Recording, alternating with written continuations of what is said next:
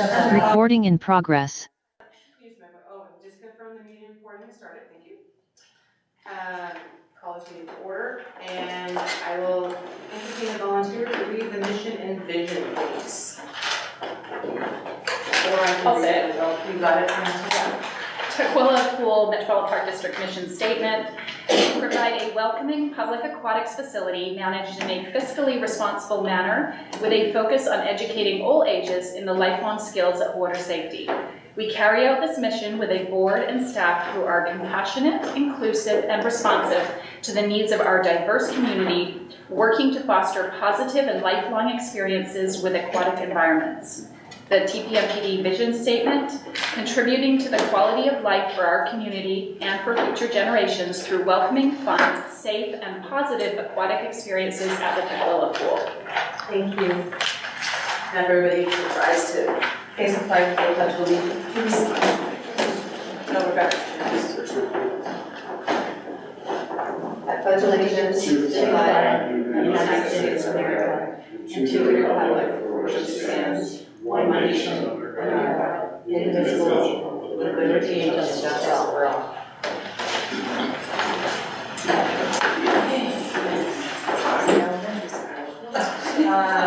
Roll call. I'll start to my left. Debbie? Russ? Present. Shava Lawson. Brad Harkin, Executive Director. Anastasia Shapiro, Aquatics Director. Emily Snurry, District Clerk. Ellen Gangler, Director. Commissioner Zappel present. Commissioner Shipman present. Scott Walker.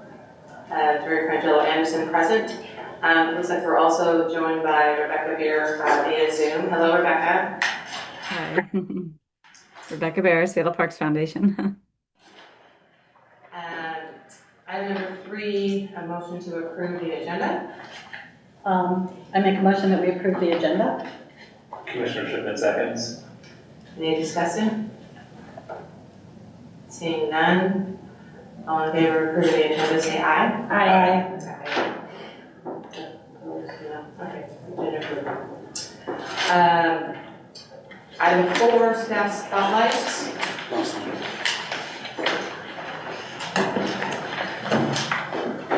Is that going to be Well, we decided to move into staff spotlights. I think staff spotlights are a more meaningful way to highlight our staff because it is a way for them to all feel recognized. In this particular staff spotlight, we want to recognize all of our staff that work at the holidays. We were super busy during our holiday swims, and so we just want to say thank you to all of our staff that were available, able to work and show up on time, be present, to be available to the community on holidays. It's the time when people can come and swim, so we just wanted to say thank you to all of our staff that were working that day. So, yeah.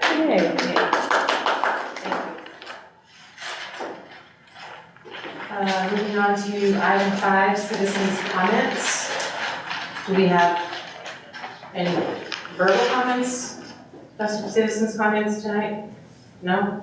Just these. Just these? Sir Scott, did you have anything you'd like to say? Are you here for the presentation? I'm just here as a user of the Aquatic Center and their biggest fans. Did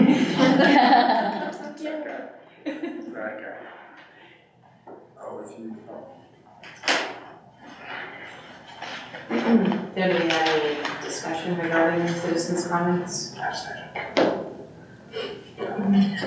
I would just like I guess to staff for that one is, was the second comment about some of these goggles being stolen addressed at all differently? It just seems like there was no loss of found. I presume we don't have an official loss of found. We just take the tote. We do. It's in the back room. If people ask, we bring them back and we look through it with them. So this person was just misinformed then? I think so. We do clear it out every 2 or so weeks, so it does rotate out regularly, but I don't quite know what the issue. It seemed like there was a lot going on there, but all in all, we do have a lost and found. Our staff are all aware that we have a lost and found, and they do bring people back to look through the lost and found if they need to, so they just need to request it. I'm a little confused, because it doesn't sound like these were lost, it sounds like they were stolen. That's where I'm not quite sure. And I'm not exactly sure what we could do. Yeah. During swim lessons, all that I can really think of is goggles get moved around this place as kids put them up on their dives. It, like, you know, some kid might grab it on accident. That totally happens, but, you know, again, I'm not quite sure. There's not much. I guess the only thing that maybe the pool could do, if it makes any sense, is have like a Sharpie, a gold Sharpie available when lessons start if they want to write the name of the kid on the band of the goggles. I mean, you know, people are going to steal stuff. Do little RFI chips in everybody's goggles. We can do that too. We can afford that. Just put it in the people. This is the fun part of the meeting. At the end of the day, goggles are goggles. The minute someone sees a pair of goggles, whether it be a child or an adult, they're going to snag them, they're going to use them, they're going to misplace them. It's a never-ending cycle in the world of aquatics. So if you're lucky, you keep 2 to 3 pairs in your swim bag, so you're never really out of pair of great goggles. Love this citizen project. Any other further discussion about them? Seeing none, we'll move on to item 6, our Seattle Parks Foundation presentation. We have Shada Lawson, and Rebecca Bear on Zoom to do a brief introduction and a PowerPoint presentation regarding what Seattle Parks Foundation is. And opportunity afterwards for commissioners or anyone who might have questions, you know, to prove that they've answered. Rebecca, you want to start off with a little overview and then I'll go into the presentation? Sure. Yeah. Well, first of all, thank you all for considering partnering with us. We're excited to work with Tukwila. We have worked with the Parks Department on other fundraising efforts as well. So just excited to support this effort. Personally, I grew up as a swimmer, so I am super enthusiastic to see more pools in King County and better pools in King County. So thank you. And just a little bit about the Parks Foundation. Our mission is to partner with community to create thriving and equitable public spaces. And over the course of our 26 years, part of the beginning of our work has really been to bring the extra oomph and to parks capital projects and campaigns. So we work with over 130 different community partners around the King County and the region. And a portion of that work is actually supporting capital campaign projects. So I think the very first one is the first slide that you see. You can go to the next slide and I'll talk about that. And then Shava, you can talk through the rest. But our very first project that we took on was the creation of Lake Union Park. The Seattle Parks Foundation was really founded around the loss of the Seattle Commons, which was a vote to create. Most of South Lake Union would have been like a grand central park, and the voters voted it down by 3 percentage points. So we, the leaders of the Parks Foundation, came together to rescue the North End and create Lake Union Park, which was a big 12-acre renovation. We raised about $20 million in private funds, and then had an additional $10 million from the city. So it was a total of a $30 million project. We really led the campaign and collaborated with the Parks and Recreation Department to both restore the access, build walking trails, pedestrian bridge. There's the model boat pond, expansive lawn space, and it was also the creation of the Museum of History and Industry at the same time. So there was kind of a multiple projects that came together to create South Lake Union Park. And it's really that the park was there before South Lake Union became what it is today. And now it's the tech center of Seattle. There's a lot of It's a vibrant waterfront. Lots of housing has come up around the park, and it's really a great place to connect and relax. And we're actually now in the second round of improvements. So now that we are 15 years past the creation of that park, we're coming back to ensure that we have funding and support from the city to do additional improvements to the park and address any of the aging infrastructure. So I'm going to hand it over to Shava because she's in the room, and she can talk through some more of the projects. And just again, thank you all for your interest in working with us. Great, you can go to the next slide. I don't know if you all had a chance to review this. So since you did, I'm not going to go through all the details, but you can see there's a variety of projects that we worked with at different budgets, and also like the way that the project came to us was through different avenues. Some we partnered with that were friends of groups, like the Friends of Rainier Beach Urban Farm was kind of a community group that got started thinking about how to repurpose this land, and then we partnered. This was actually kind of an interesting project because we partnered with several other organizations. So TILF, can you go back to that slide for a second? Sorry. Seattle TILF, and then Parks and Rec, and we really co-created this effort to raise $2.4 million for this project. The land was kind of gifted to this effort by the Parks Department from a decommissioned nursery. So it was a really interesting way to kind of repurpose this land. You go to the next one now. And then AIDS Memorial Pathway was also a community group that came to us. You'll see that this is kind of a theme for us. It's like, these community-led projects come to us and they're really interested in creating an infrastructure project or a public space project. And then we talk through, similarly to what we've been doing since July, talking through like what the idea is and how we can help and how to partner with them to create an agreement that then launches us into a capital campaign. You can go to the next one. Pathways Park was quite a long project. I remember when this community group first came to us, they said, well, we want to raise this money in 2 years, and I was like, ooh, good luck. That's not going to happen. And it ended up being a much bigger project than they had thought in the first place, but that was because it was community-led, and they really, really stuck to their guns for what they wanted to see happen, and we were there to support them in our advocacy efforts and our fundraising efforts. This is another project that Sharon worked on, who's the fundraising consultant that we've been talking to. You can go to the next one. And then Duwamish Waterway Park was also came to us through a Friends of group, but really it was I think the Parks Department that was thinking that this would be something that was needed, and the community group said, yes, we need it, but we want to lead this. So we also provided advocacy and fundraising support to them.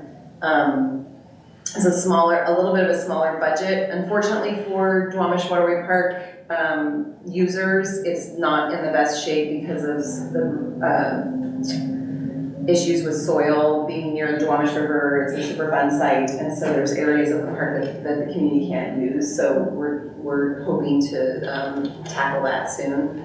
Next one. So Puma Playfield, this one's interesting because we didn't partner with the Parks Department, we partnered with the school district, and so that was a different experience for us, and it was over, I think, a 3-year period where we worked with the PTA as well as the school district itself. And this was just opened this summer, or fall? In the fall, yeah. Really, really important space for kids in South Park and the Concord Elementary School. It was mostly fundraised by us, the private funding, and the rest of it the school district contributed. So that was a nice.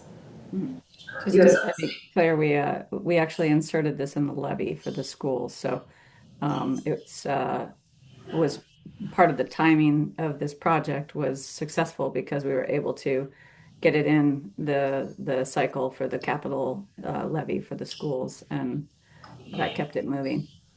Great. And we'll go to the next one, I think this is all, so this is a project that is currently in construction, also community-led, and they came to us through the Parks Department. It was a group that was really hoping to revive an effort that had been sort of established in, I want to say, I mean, 2020, it says that's the timeline, that's because that's our involvement, but this project really has been going on since, I think, 2000. And the community's just been so frustrated trying to work with the city to make this happen. So this has been an incredibly complex and really interesting project, and really excited to see this come to fruition. And I don't want to go into like too much detail about these because you've already read the slides, but is there any questions about these projects that we've worked on that I can answer, or Rebecca and I can answer for you?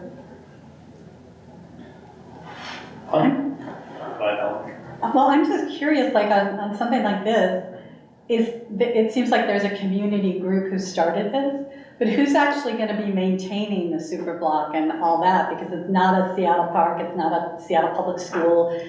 It is a Seattle park, actually. Oh. So it's sort of multi-jurisdictional. There's the school district land, and then there's the Parks Department land, and then it's on the verge of SDOT, like right of way, and then there's several baseball fields and a softball field, and those are part of the school district, but also leased to, or no, excuse me, they're part of the Parks Department, but leased to the school district. So that's what I mean by it's very complex. So the group is, I think, hoping to raise some funds for long-term maintenance, but really the Parks Department is going to have this in their asset management plan. Yeah. I was kind of just like with like these ones, I'm sure like I guess kind of like all of the fundraising you do. Like, where do you feel like you get the majority of like the money coming in? Is it like large like private donations, like corporate donations working with you guys, or like multiple like small ones that are building up to those things, or? We have. I'll let you answer that, Rebecca. Yeah. Okay. It really varies based on the project. This particular, like for example, with Garfield, they were very adamant that they wanted the majority of the money to come from public because they felt like it was they had been denied funding from public sources for decades and really wanted to push on public funding. So we got federal, state, local, and county funding for this project. Other projects like there were some earlier projects that like Rainier Beach Urban Farm or um, the the work we did in Lake Union, those were more privately funded. And it's a combination of major donors, so, high net worth individuals who contribute, they believe in the project and they contribute, some corporate sponsors as well, and then private foundation grants. So there are some good private foundation grants that we go after when it comes to parks and public spaces that are support that kind of work in Seattle, King County, state of Washington. And one of the things that Shamron, the consultant, has been talking about with these guys is really looking at like kind of mapping your connections to see who might have an interest in a state and is a stakeholder and would like to support this campaign. And then we're looking at like then kind of moving out from that, where the connections are outside of that. And I think also similarly to Garfield's, we're probably be looking at those public funds as well as a driver. But oftentimes private funders don't want to be the first one in. So thankfully you have this King County grant for $5 million, and I think that's a huge addition to, or a huge starter for a lot of the fundraising that would happen for this campaign. And does Seattle Parks do like naming rights or anything?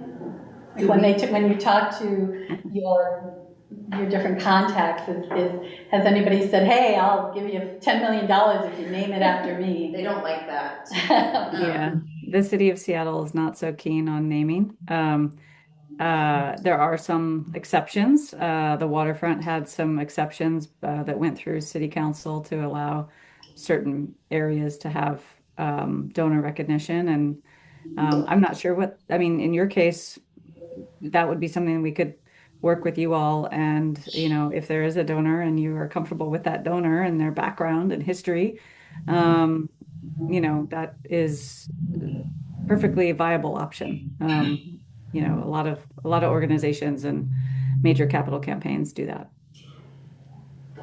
Thank you.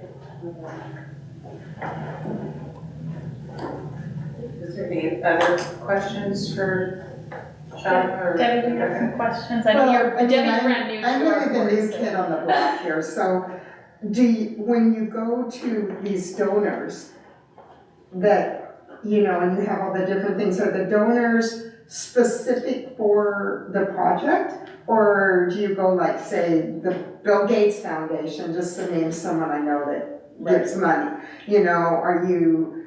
Is it the same group of people, or do you, like with us, would you go to Tequila and try to be more specific to our local community? Or, do we go outside of the county? Do we go outside of the state? I think this is a great question, and so I appreciate that you asked it. It's kind of a matchmaking experience. Like, we're looking at who, like I said earlier, like who has an interest in this, and then who has an interest in swimming in general, or pools in general, or facilities in general.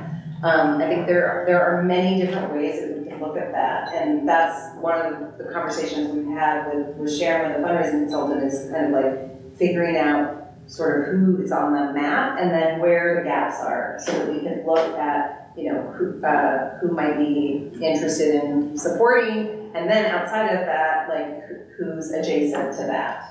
So I think it's really a yes and situation. Rebecca? Yeah, I think in the case of this project, we would want to have, like Shava said, a good percentage of public funding, because pools are big public works projects, 50, 60%. And then the other 40% comes in from private philanthropy that is, like she said, like folks who care about Tequila, or folks who care about pools, or folks who care about the populations that use the pool, or folks who have businesses in that community, or and in some cases, like larger, bigger donors, like the Gates, for example, they have you open the aperture a little wider, and you're talking about equity in access to, or you're talking about safety for young people in communities learning to swim, so there's different ways we change the message depending on who it is we're talking to. So that's kind of the approach when we work with these. We try to understand what they're interested in, what they care about, what their funds tend to go to, and then match make.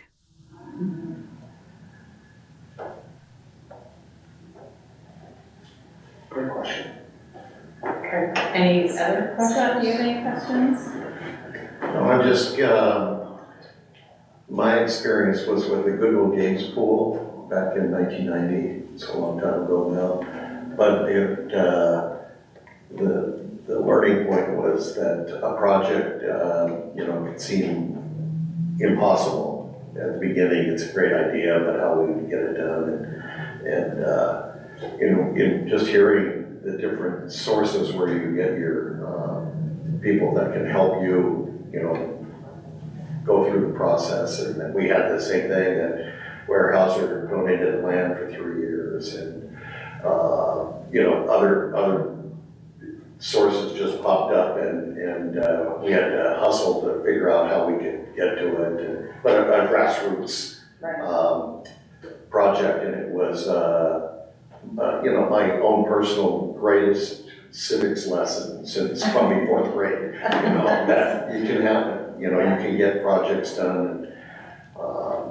But I just think it's really pretty interesting, very fun, but they can be monsters too. Yeah, and they can take a lot longer than people think, but I think in this particular case, you have this feasibility study that has, moved you pretty far into it. The King County grant, which is going to definitely be helpful. And I'm sure there will be, you know, bumps along the road, but for the most part, that's the trajectory that we're on, right? Is that, you know, it's going that way, and hopefully all the things will fall into place.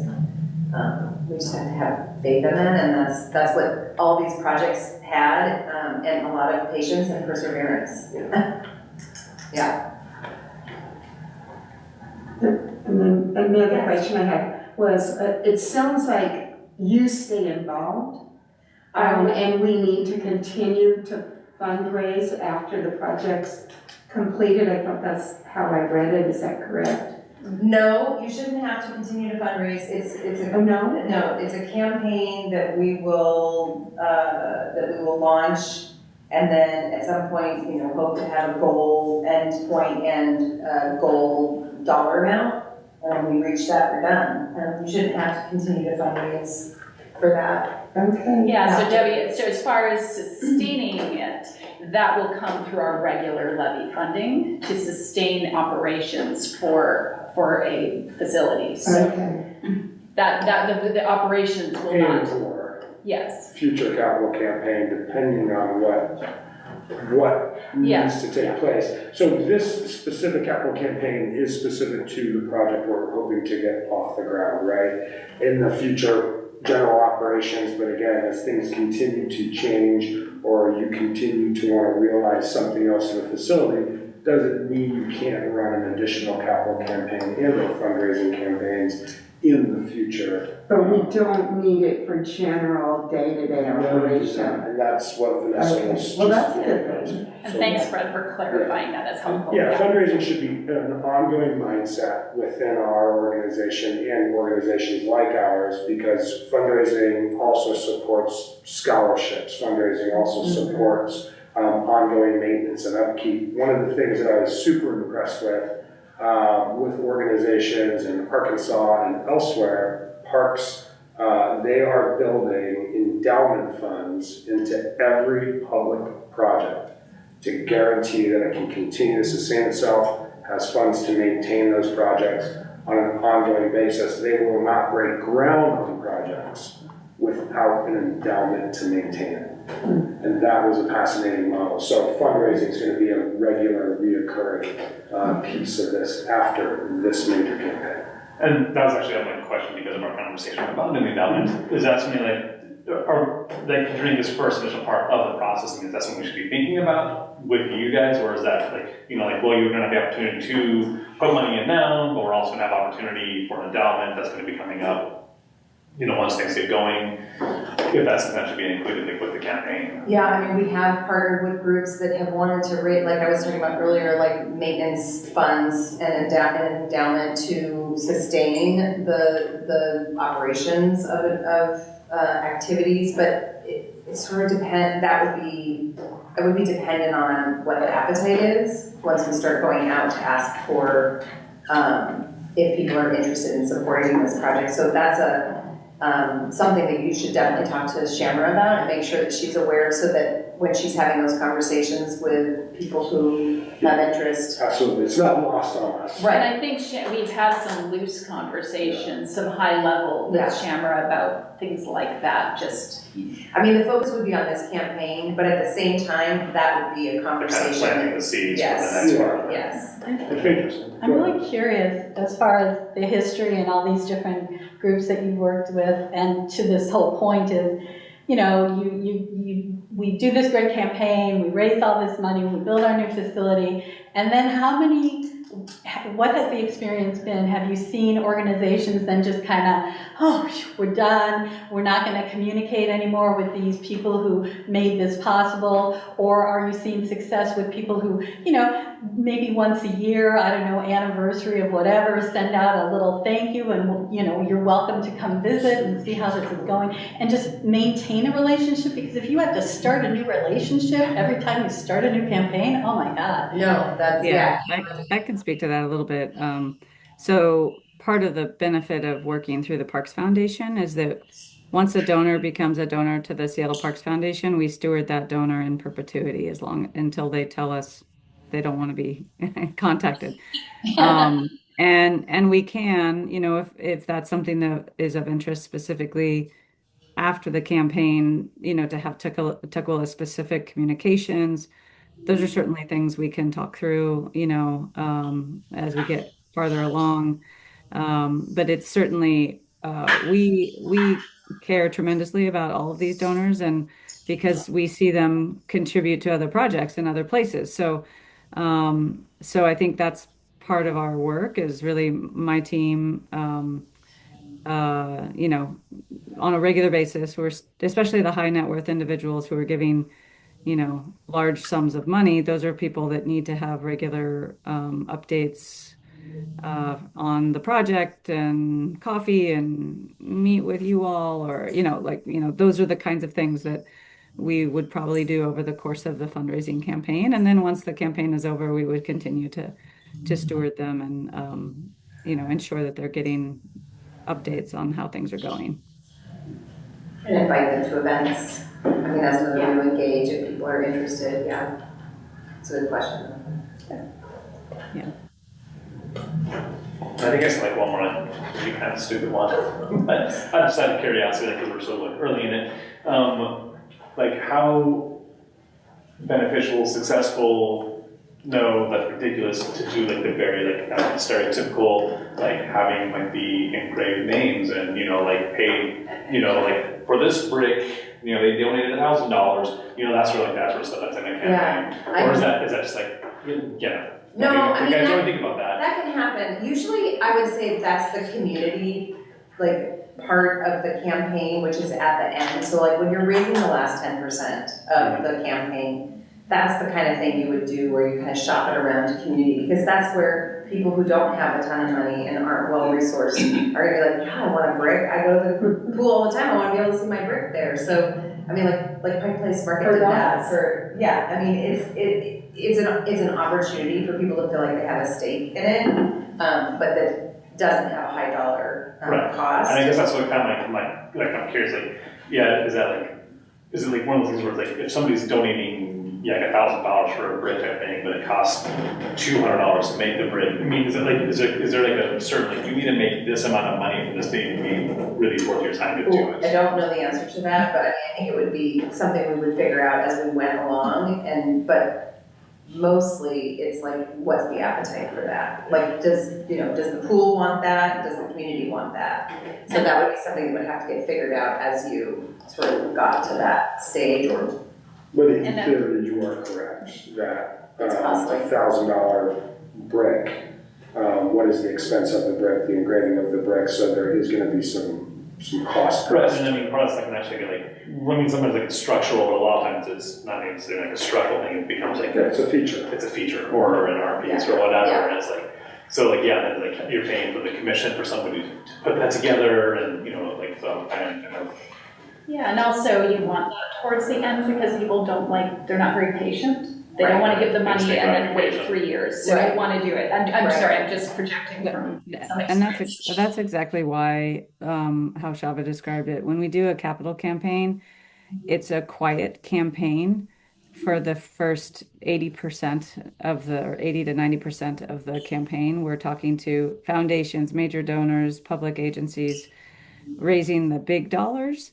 And then in the last 10% of the campaign, we go public and we can do things like bricks or other things that we can, and typically the cost, that cost is rolled into whatever it is. We're definitely going to, the intent is to raise money for the campaign. So the cost of the brick might be $100, but 1,000, 900 of it goes to the campaign. So that is, I think that gets figured out as, that'll be part of the work that Shamra will do, and others, in our team will help determine.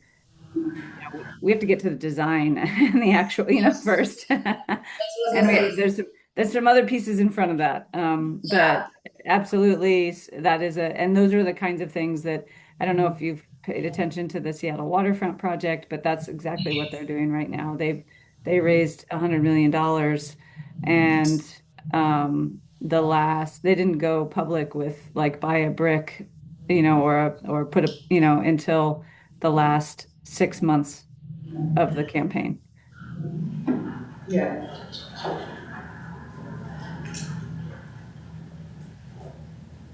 Yes, Deborah. Again, I missed all the lead up to this. Have you ever had an unsuccessful campaign where you just couldn't get, and then the other thing along that line, let's say we have $1 million in the bank, we're gonna give it to you for this project. When do I give you the $1 million? Is that when the work begins, or am I just promising? How you know, but that's You mean simple. as a donor? Are you Uh-huh. asking? Okay.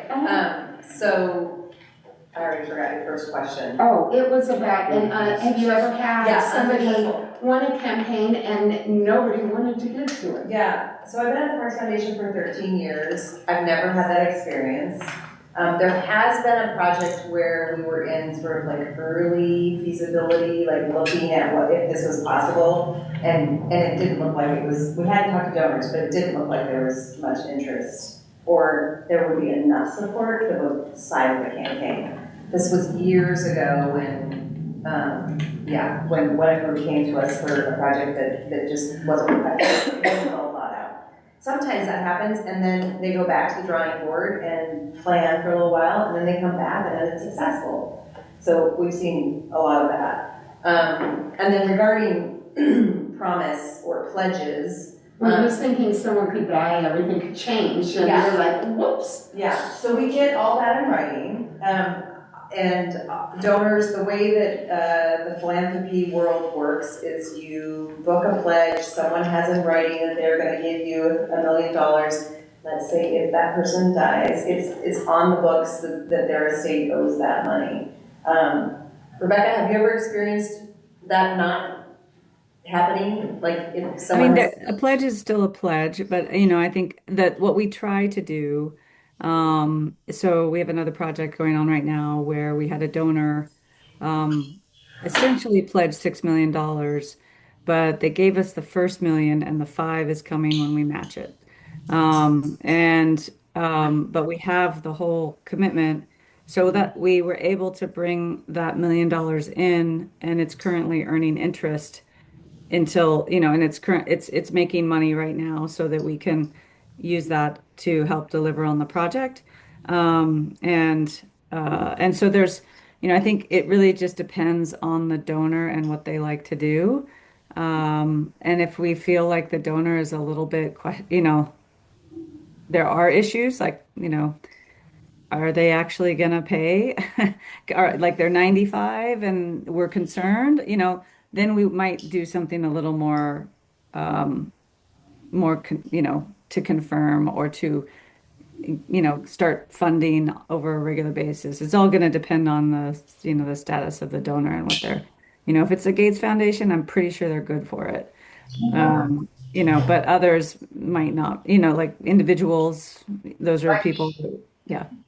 I'm, I think just overall, I think when you talk about large donations through private foundations and or corporate, I think you rarely see that they won't follow through with their pledge. I think when you start working on a community level and you start looking at donations anywhere between 100 to a couple of thousand, that's where it gets a little tricky sometimes, is getting folks to commit to that pledge. You feel almost as though you're a debt collector at that point, unfortunately. Yeah. That is the reality. I think people intend to make a gift and then time to pay up. You don't know what has changed. But again, that typically falls in that 5,000 and less range.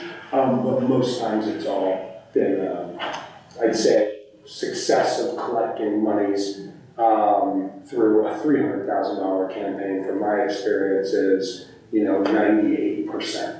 When we're chasing the last 2%, and we're chasing small gifts. At that point, you weigh the pros and cons. I can't foresee that being the case here. I don't think it would be. And, like I said, I've been here for a long time. When I first was at the Parks Foundation, I was the director of finance, and I don't know that I ever wrote off uncollectible pledges, except for these tiny little ones, and maybe a couple board members who didn't understand our fiscal year doesn't align with the calendar year, and so like their pledges were, it was just confusing. But otherwise, it's not common at all. Yeah. Great question. Yeah. And we've grown a team now that's very we have a process now within our Salesforce system to be able to identify when we have pledges coming due and invoicing and calling donors and taking care of them. So I think the only time where we've had pledges that have not been fulfilled tend to have been our own fault historically, and that is not happening anymore. So We have a robust team that takes care of all that now, so it's in good shape. Yeah. Thank you. Final questions? Thoughts? Sherry, do you have any questions? Well, I want to really thank, I know we've been working with Shava and with Rebecca, recently, and I really appreciate them coming to the meeting, being willing to come talk to the board, answer and field the questions. I think this was super, super helpful. And so I just wanted to thank both of you for the time. Yes, yeah, happy to. And if there's any follow-up questions that you all think of after we leave, please feel free to email us and ask, and we'd be happy to answer whatever comes up. I do have a question. Yeah. Because I didn't realize this was the end of the presentation.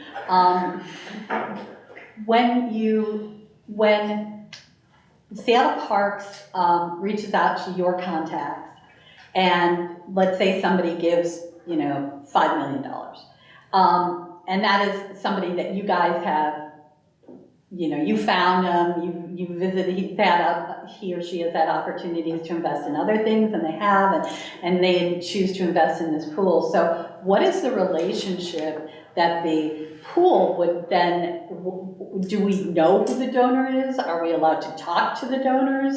I mean, because I would imagine that this is somebody that you guys cultivated, and you're not necessarily willing to have some other organization just scoop in and take all your good folks. Well, first of all, the donors are your donors as well as ours. Right. And so we are transparent about your donations. So you get to see your list, and you get to see the reports that show who donated. If a donor wants to be anonymous, that's a different story. So that's not the only time where we're not going to share information with you about a donor that came in. If they say, I really want to be anonymous, then we respect that. Otherwise, I think we share all of our donor information with all of our partners who receive donations from individuals and corporate and foundation gifts. Rebecca, you have something to add to that? I just want to be clear, because you probably know this more than I do, but the donor, you get the donor name and how much they contributed. I don't think we're giving all of the detailed information. That's too much right in the donor report. They don't get Oh, we do. We give it all. Yeah. Okay. It's all in there. If you look there are some partners that like to send thank you letters and things like that, as well as us. So, but we tend to do the heavy lifting when it comes to that kind of stewardship, thank yous and all the 501c3 requirements, et cetera. So, but yeah, I think certainly if there's larger foundations or things like that, those are the relationships that we tend to try to, we're happy to share who we connected to, because you guys, part of the donors want to feel connected to, or they will want to feel connected to the pool. They will want to have them come to a grand opening. They'll want to be updated on it. So I think we don't have any interest in, keeping that information, because we want to make sure that they're excited about the project. Yeah, for sure. Thank you. Yeah, you all asked great questions. All right. Thank you so much. Thank you. Thank you. And thank you, Rebecca. Nice to meet you all. Nice to meet you in person. Right. So I should leave, right? Okay. All right. Bye. We'll be in touch. Yeah. Thank you. Okay. Thanks. Safe travels back. Thanks.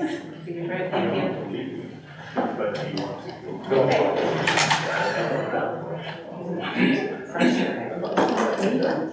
Okay, moving on after the excellent presentation by Seattle Parks, thank you very much. Item 7, the consent agenda. Any motion to approve the consent agenda? I so move. Commissioner Zeppel seconds. Any discussion? Seeing none, the consent agenda is approved. We gotta vote first. Oh, sorry. Yeah. Everybody vote. Everybody in favor say aye. Aye. Aye.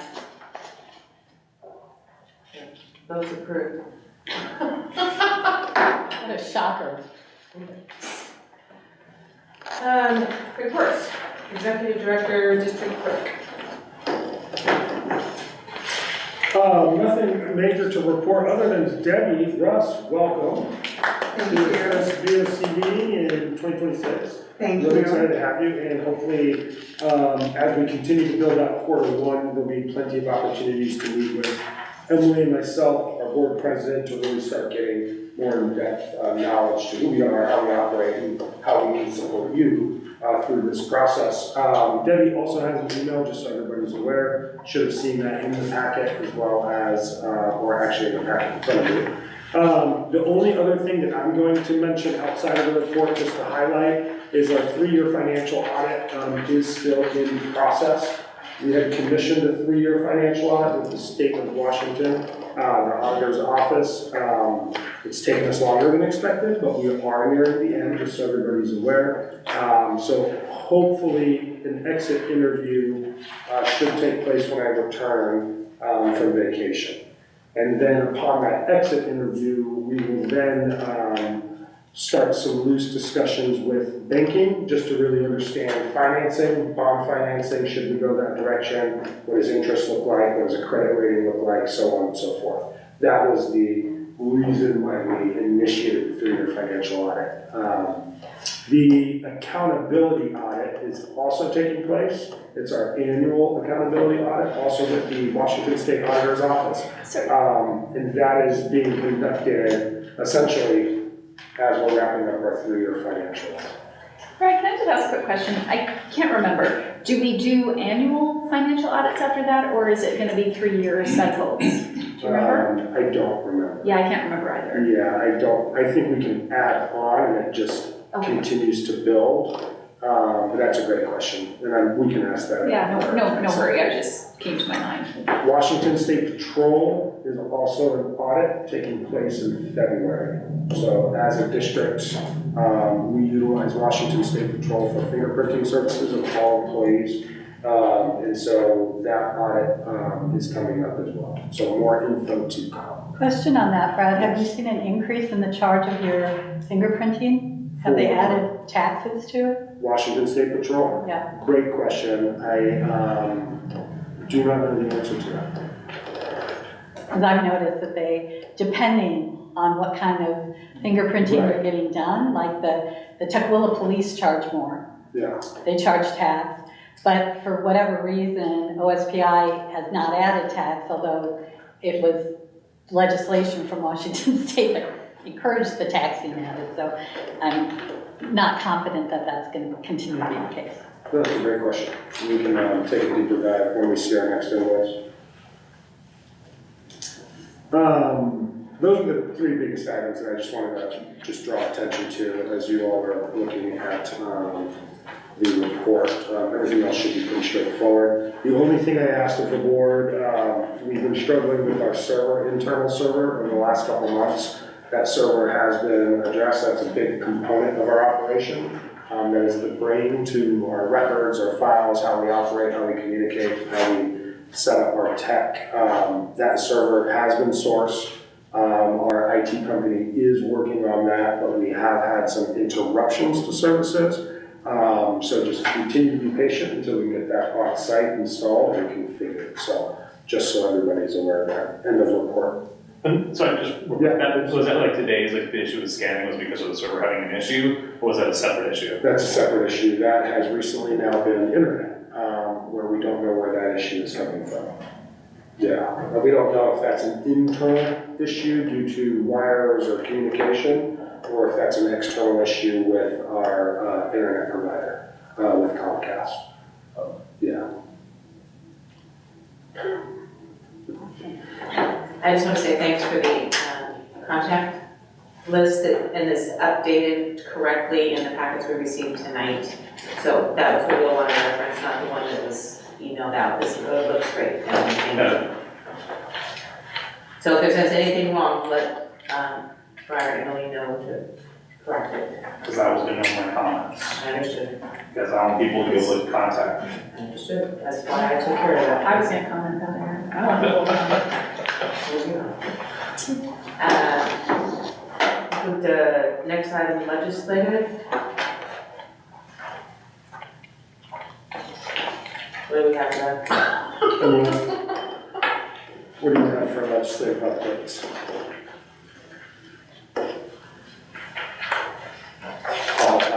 A couple things. Washington Recreation and Parks Association, just so everyone's aware, you see it in the packet here, there's a Parks and Great Outdoors legislative reception taking place on January 21st. It's coming up, there was a deadline to register, and I believe, Emily, you sent out an email asking if anyone's interested? Yes, I sent out an email because it would be a great opportunity. It was a little bit further in Olympia, but I do not believe that we got any back yet. No worries. Thank you for looking at that. But we will keep that, and I'll keep an eye out on that to see if there's any future potentials in the next couple months, year, and so. And then just in this package, just so everyone's aware, is just the 2026 legislative agenda in terms of what we're typically going to be looking at, discussing.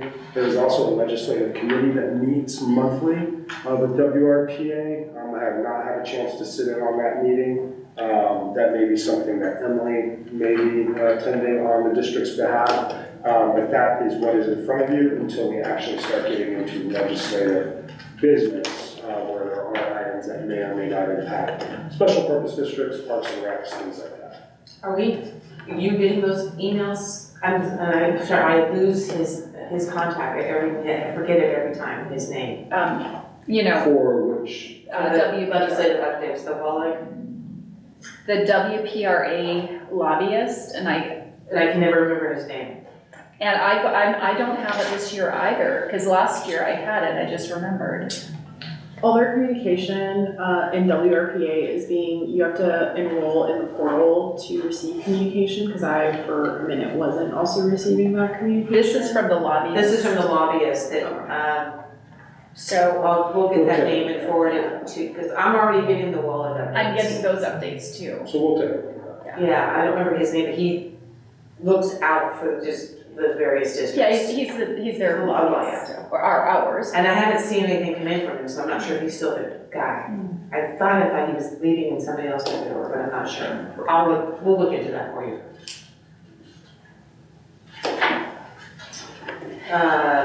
Operations and programs report, Anastasia. Yeah, just want to highlight the most major change, our management structure, with the aquatics director role that followed from the executive director role. We now have our aquatics coordinator filled by our internal candidate, Matthew Sunderman. Still have our head guard twos as well. All of our head guard twos and our aquatics coordinator directly supervised by myself. Hopefully we'll see the aquatics coordinator position later this evening, and we'll have a greater discussion there, but I just wanted to make everyone aware of that most major change. But the priority shift there to program support, general day-to-day operation support as well. So, but we'll get more into that one later. Outside of the current report that I have, we recently experienced, as many of you may have seen the communication that went out last week about the partial power outage. I just want to say thank you, Erin, for coming out and supporting me on that one. That was a doozy. Didn't understand why half of the building had power and why half of it didn't, but we are up and running. We are just experiencing those network issues following, I believe, from that power outage. So that was the most major thing, but otherwise we're just on track working on our spring marketing as well as our egg hunt that's coming up on March 21st. So that is all that I have for my report. On the power part of it, were you able to get a hold of Scale City Light to be able to get some sort of record on that happening? I was not. Okay, so it was maybe an issues that came up because of it, like say.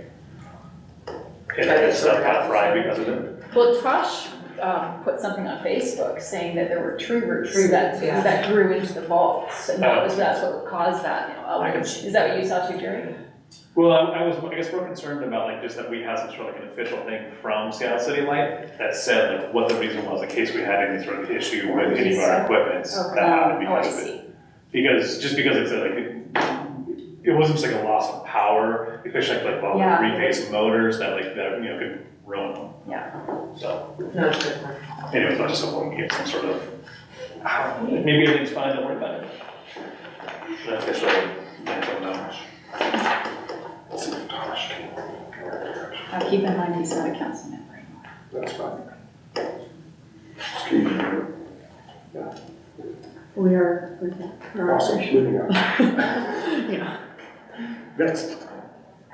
Next up is item report D, the Tukwila Pool Advisory Committee TPAC. I was there, it was a good meeting.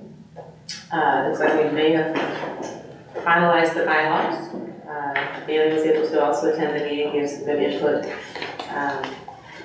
regarding students and swimming, and all very helpful. We also have now the meeting schedule for 2026 included in the board packet with the commissioners' dates for attending.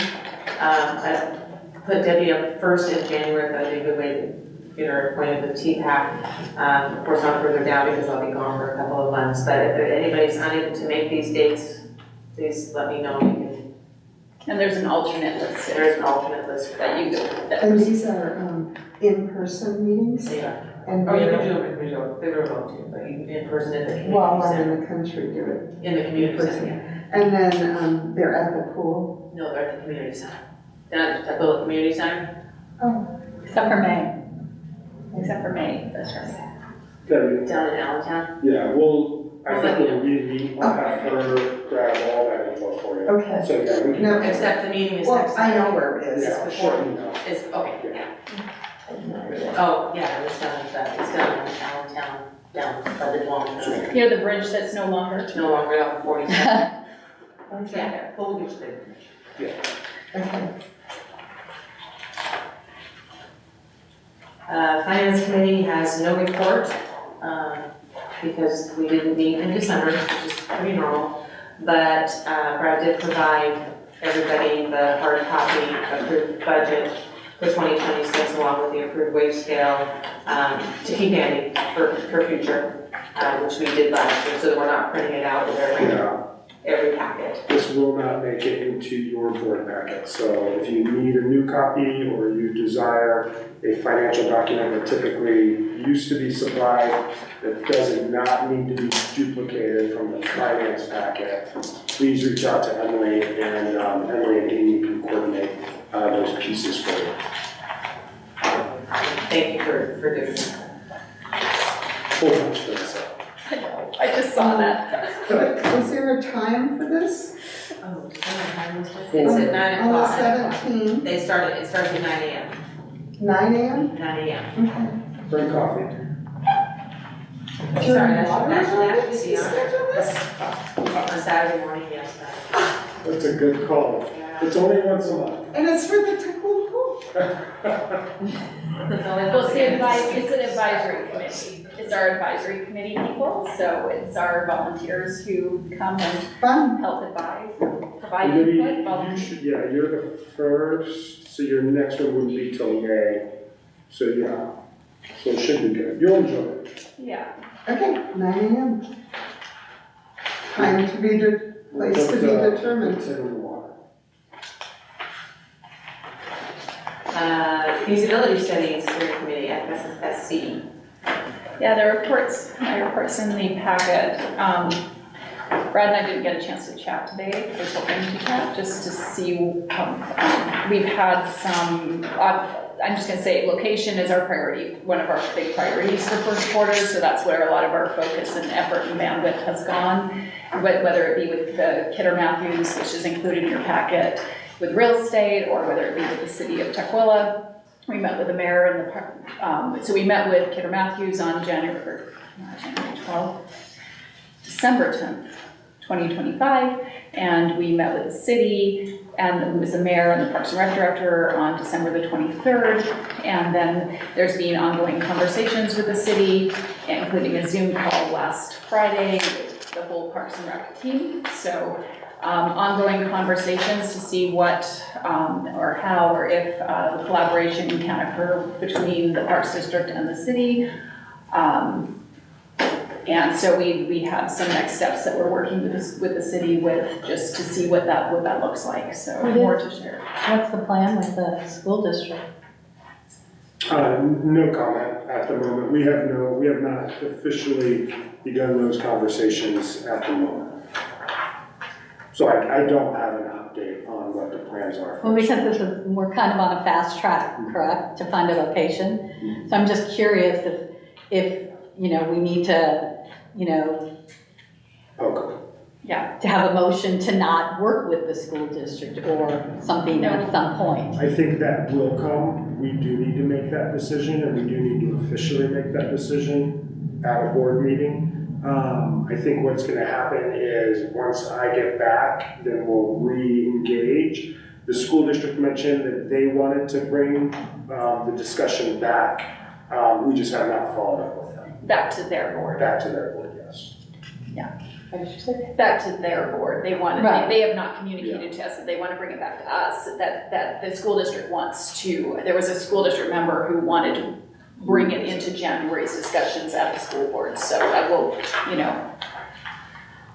I think once we get through this piece over the next couple of weeks, then we'll have a better idea how we want to engage the school district while we're simultaneously engaging the viability of site, we'll call it Site B. I just want to be really direct about the fact that, you know, clearly Parks and Rec is engaged and they're giving you information, you're having conversation. Clearly Kidder Matthews is engaged, they're giving you information. As far as I have been, you know, made aware, the last thing that happened with the school district was somebody said, hey, we should probably bring this back because now we've got 3 new members or whatever, and I don't really know what's going on with that. But my concern is that, as we know, you know, this is something that if we don't do anything, nothing will get done. Yeah, so, and just full transparency, I did spend a couple of hours with one of the new board members back a month or so ago to try and engage a little bit more and bring people more up to speed. The new members, as you mentioned, we do have some new people, and I gave them access to a lot of the documents, information, so that this person was able to bring, come up to speed. I have not received any communication since then from that individual. Well, to Ellen's point, Yeah. we're not going to push it as we have been for the last few years. It's not going to get pushed. Yeah. So we need to figure that piece out so we can have that discussion. We heard a lot of people speak about how that location was important. I'm not advocating for a particular location, but what I am advocating for is that we have very transparent communication with all potential stakeholders. Because if we don't talk to them, even though we might feel, well, you know, we're partners, it should be even Steven, that kind of stuff, we won't get anything. And I just am concerned about how it's viewed, the optics from, you know, people who are used to that location. Thank you. No, thank you. Yeah. Oh, I got some kind of an email or some kind of notice that the Tequila pool did not want to move from where they were. Are you talking back in November? Yeah, and I was in Hawaii at the time, so I didn't know, but I thought we were open to a different location. And then I got the emails from water aerobics kind of class or something saying everybody that comes needs to, you know, try to keep the pool from moving. Is there any of that background that I should be aware of?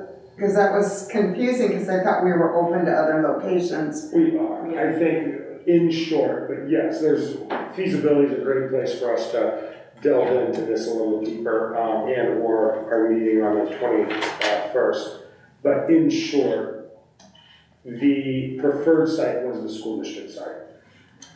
if the school district, in theory, voted in favor to either extend a long-term lease and/or voted to sell the parcel the pool operates on, we're very much interested. We're very much interested in staying close to our service area, which is our schools, our community on the hill here. But at the same time, we're also needing to figure out what our alternative plans are should this no longer become the viable site or the main site that we should be investing in. So we've started 3 pathways. One, we've kind of held on since they voted not to sell land. We've started engaging with our partnerships and more specifically with the city of Tukwila and with city-owned land is there opportunities.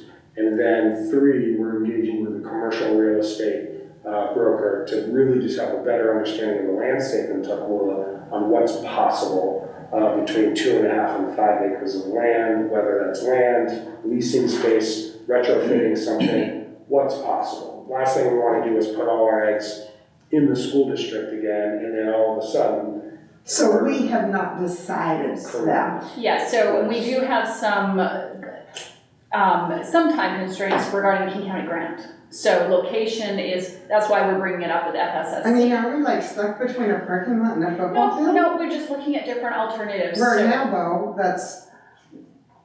So we've got a King County grant that we do have to, we've got to check in at 3 month, at first quarter on location. So that's where we're starting the pathways and looking at what are the feasible pathways and alternatives. And King County has been good about giving us some grace and some extra time because it was originally it was supposed to be the end of last year. So that's where we're at, and these conversations are pretty robust at our feasibility, which is on January the 20th. So don't go to that one. No, do go to that one. Oh, Yes. I was getting the feelings that No, you that's what I was gonna say. So this is where a lot of the details and we've discussed it.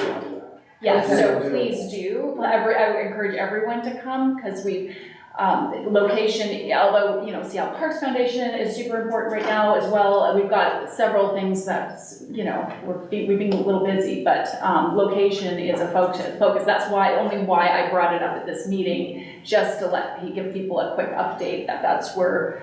So what kind of timeline are you looking at to have a determinate location? I'm just going to say the same thing, undetermined, yes. Right now. So a year from now? No, it will not be. Okay, well then it isn't undetermined, so it's less than a year from now. Well, undetermined in the sense of there's not a Q1 or a Q2 deadline. The goal is Q1, really just have a better understanding of our options. Option 1 right now, school district site. We need to re-engage and figure out what their appetite is to re-engage and to come back to the table. Option 2 is the discussions we've been having with the city on city-owned land. There are various options. They are open to working with us on any of the options that we bring to the table that they own land or have a stake in. The rec center has been brought up for discussion. The rec center seems to be an attractive idea to them as well as the TPMPD at the moment. Both parties are willing to explore the viability of that site loosely from a geotech, just a simple architectural square footage green space. What is the impact and what is the viability?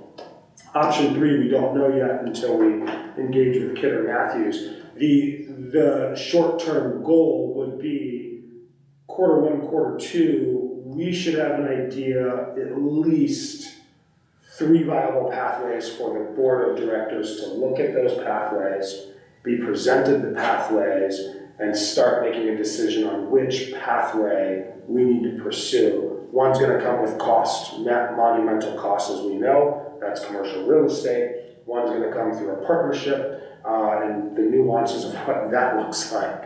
And then again, partnership with the school district. And we need to make a sound decision. And I think the facts before we start putting timelines to anything need to be well presented to the board so the board can give direction on which direction they would like to go. So my goal, and I know Jerry is a part of this meeting with the King County grant folks, is Q1 seems reasonable, but Q2 is realistic. Okay. Yeah. Great, thank you. Absolutely. Would the school district, if we left, would the school district continue to maintain that pool? Undetermined, they can't afford it, that's a decision that. That's up to them. So the current situation is at the end of the lease, we are required to tear it down. We've saved money for that intentionally. That's part written into it. So, but if they chose to keep it up, that would, they could come to us and say, no, we just keep it up and we'll take it. But as of our official lease, it is our responsibility to take it down. And the lease expires 2031. 2031. Yes. Yeah.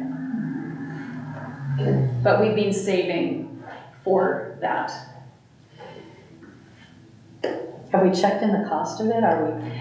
I'm working on that. Yeah. Okay. Yeah, I think We could all bring sledgehammers. I've asked Ellen, I've asked. Is there, yeah, so January 20th, or it's a Tuesday, is our feasibility meeting at 4 o'clock. Is there any questions for feasibility? Okay. No? Okay, thank you. Okay, end of reports. Moving on to business items. Business item A, auditing officer delegation resolution 2026-01. We get to do this every year. We do, you want me to help? Yes, please. We do get to do this every year. Auditing Officers Delegation Resolution 2026-01. This is an annual item. This essentially is just authorized signatures for those that can sign off on bills, vouchers, so on and so forth that go before our King County. So it's our payment system in short.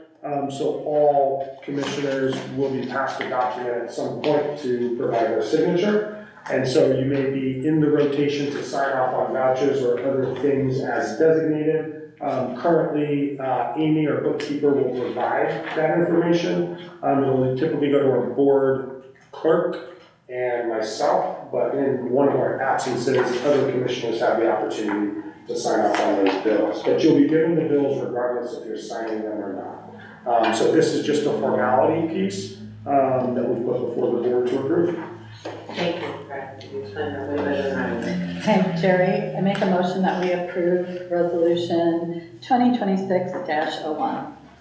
Do we want to read it by title only? By title only. Read it by title only. That's what I meant. So Ellen made a motion to read by resolution 2026-01 by title only. Is there a second? Commissioner Shipton seconds. Commissioner seconds. All in favor, say aye. Aye. Ellen, are you able to read resolution 2026-01 by title only, please? Yes. A resolution of the Board of Commissioners of the Tukwila Pool Metropolitan Park District appointing of auditing officers for the purpose of authorizing the issuance of warrants and electronic transactions prior to the Board of Commissioners approval. Okay. Thank you very much. Now I'll entertain a motion to approve resolution 2026-01. I make a motion that we approve resolution 2026-01. Commissioner Zapple seconds. Is there any discussion? Just one thing. If I remember correctly, we get a document that we all have to sign that goes to King County. So just look out for that in your mailbox. It's just a DocuSign. It's a PDF. An electronic DocuSign. So just, no, it's not that. This is for this one, for accounts payable for King County. I think that gets updated every year, right, Brad? It does. Amy will be sending that out to everybody. I would just comment that for them, just Yeah. to be aware that it's probably not gonna be like an actual physical signature, or it's just gonna be like, type your thing up. And I think, right, it's preferable to use the same device for all of those that you're gonna use it on. Great. So watch that coming to your email. Next, soon, coming soon. Okay, any other questions? All in favor, say aye. Aye. Opposed? Resolution. Great, thank you. So we'll be seeing that in the next couple of days. Business item B, the expenditure for WCIA. Yeah, I can help with that too. Give me 1 second. I just want to flip to the line item because it is not memorized. No, I understand. That's the budget line, insurance, insurance. If you're looking at the budget, line 118 on the big PDF printout of your financial 2026 approved annual operating budget. This is also an annual item. We're obviously required to carry insurance. Awesome. That insurance is through WCIA, Washington City's insurance agencies. This is also an annual piece to the district that gets put before us. The financial impact of this, the budget, was budgeted at $61,000. I'm going to let everybody know that was not budgeted correctly by about $5,000, but no worries. We are well prepared for that. I'm not concerned at all. When calculating the assessment, which is interesting, this is your assessment. When calculating the assessment, there is a liability line that says $53,243. But if you read a little bit more clearly, ADP and property, we did not properly reflect those pieces on top of the $53,000, making up the total invoice of $66,000. So we're about $5,000 short in just terms of how we calculated. We did also increase the $53,243, the liability, when we received it. We typically do a standard 15% increase. We budget 15% above what the liability assessment comes in at. So again, I'm not concerned from a budgeting standpoint, but we do need insurance. So I put before the board our liability assessment in property in ADP with an invoice amount of $66,712, seeking approval to pay that invoice per our financial policies. Can I just ask, I'm just gonna, are we looking at another, I know we just kind of paused. Yeah, I'm fine with it, I just was curious, and don't forget that there's also travelers insurance, which was last year's $857 that comes in June. So that'll be an additional cost. But it is what it is, it's insurance. I'm just, yeah. We are not looking at another insurance company. Did Rainier end up going with another insurance? But I believe, so just real quick, just outside of what we're seeking approval on, just because it seems to be curiosity, Mount Rainier Pool did seek insurance through another insurance agency because there was discussion that rates were skyrocketing to the tune of $80,000 to $100,000 as an assessment. Mount Rainier Pool did some homework, did some research. They did end up going with, I don't know the name of the firm, super familiar with Parks and Rec, but they did. But we did not see the assessment increases that everybody was afraid of. So we're seeing a pretty standard increase year over year. Now, did we receive a larger increase than we were anticipating? Absolutely. After attending the WCIA board meeting, it seemed like MPDs seemed to be passed along regardless of their risk. MPDs were assessed the largest increases. Was that what it meant when it said that we would not see a cap? They weren't going to cap ours. They were capping other people's at maximum 15%, but other districts weren't going to get capped. Yeah, we have a board meeting actually this month, so that's more to be learned. We are what they call the oddball group. So we seem to be oddball enough to be lumped with jails. Who make up Did you say jails? Jails, in our insurance pool. So we are a pooled agency. Jails. J-A-I? Yes. So because jails are making up 40 to 50% of the claims in our insurance pool, we're seeing those costs slow. Can we petition that? I thought there was a discussion from last year that there was a talk about separating this out. There was, but that never went anywhere from the insurance company. So they kept everything as is, continue to move forward. These are things, unfortunately, outside our control, and we are more than happy to seek insurance elsewhere. They understand that. If this doesn't work for agencies, they understand that agencies we'll most likely need to look for insurance elsewhere. So the TPMPD can do research, we can vet other firms. It is a pretty robust process, and if that is something the board would like to review, that is something we'll have to take up in the finance committee. Can I ask a quick question? Please. In the last 5 years, how many insurance claims have we had for liability? I think, yeah. Because I would think Less each than one five. would be pretty big if we had one, but how many have we? Yeah, it's rare for us. We've had a couple, but nothing that's paid out any significant claim. Yeah. And maybe 2 in 5 years. I've been here 7, and I've only dealt with 1, 2, but we also make the insurance company aware of any potential claim.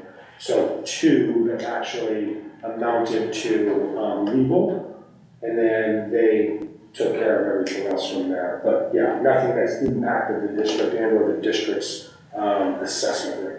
I'm curious how many claims the jails had over 5 years. I can provide what our insurance company has made available, but I can't specifically state because I don't know how much of that is jails. All I know is that group, jails seem to have made up 40% of the claims last year.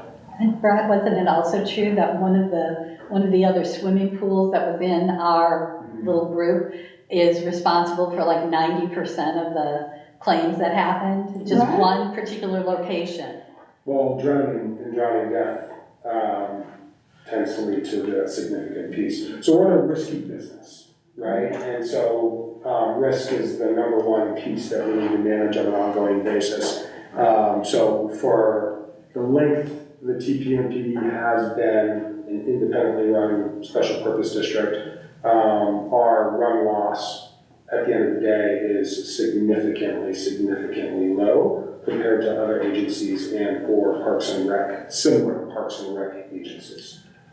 So we're fortunate, but at the same time, we're unfortunate because we are in a pooled insurance group. So the success of that means the pool. I mean, this amount doesn't seem unreasonable No, it's for not. For insurance. me, it's not. It doesn't seem unreasonable. It's It's just, just the whole. it's just the increase, just because I think that's probably the hardest thing for people. You go from like 23 to 34 to 45 to 66 in a matter of a short period of time, but that's the reality of insurance. And the next time somebody has another accident in jail, we'll just go up that much more. Well, not necessarily. Part of the factor of this is, we learned this through the board meeting, right? And so part of the rate increase is the difficulty Washington State has getting insurance. We are a litigious society. Washington State seems to outpace other states in judgments. And those judgments come at a cost. And to make up for that and recoup that, insurance companies raise the cost. If they can't get insurance, they can't get our insurance underwritten, we start to struggle. And so they've not struggled per se, but they are starting to see some of the insurance companies that have no problems writing policies are no longer writing policies for Washington State because they understand the risk associated with Washington State, especially Western Washington. Yeah, trust me, I learn a lot. All great questions. And you go jump in insurance companies and then you end up with nobody will give you insurance. So, you know, I'm not a fan of that either. Yeah, but It's just, but at the end of the day, there is opportunity, should finance and or the board want to explore, there is opportunity to explore. You also have to look at the additional benefits of what's being offered, right? I think you should let Debbie know some of that sort of stuff. We're not just getting like just insurance from them. We pay them a check, and then if something happens, we ask them for money to pay for it. Like they have like constant seminars and trainings, and I think we've done like audits with them, and so they're providing tons of services that we can take advantage of. no, and the price doesn't seem, like I say, the Yeah, price doesn't price-wise, seem even as high as it unreasonable is, for a it's like, pool to have, for insurance, it's just, it just seems like. So I'd like to make a motion to approve the invoice 200770 for $66,712 to WCIA. I second. Is there any discussion? I think this is. Thank you, Jim. I know you Vice Chair. All in favor of approving WCIA invoice 200770, say aye. Aye. Approved.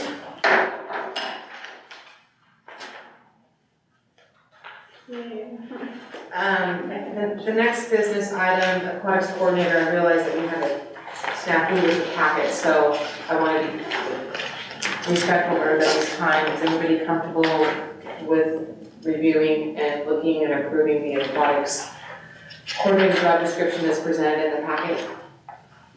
Have they had a chance to review? So I just wanted to point out, we actually already approved the position salary and the compensation chart at our December meeting, so those pieces are actually already approved. So it's really just the job duties, right? Okay. I want to revisit the, under financial impact, it says, in addition, head guard 2 wages were reduced by 7.6% in 2026 compared to 2025 as part of broader budget adjustments to meet fiscal targets and ensure continued responsible stewardship of the district resources. When we reduced the salary of the head guard 2 wages, was the job description changed? In the head guard 2 job description? Yeah. No. The head guard 2 positions stayed the same, nothing changed there. But their salary was lowered. No. It was, it's the entire bucket of money available. Sorry, I guess by wages, I should have said the budgeted amount for head guard 2 wages was reduced because it was around 104,000 in 2025.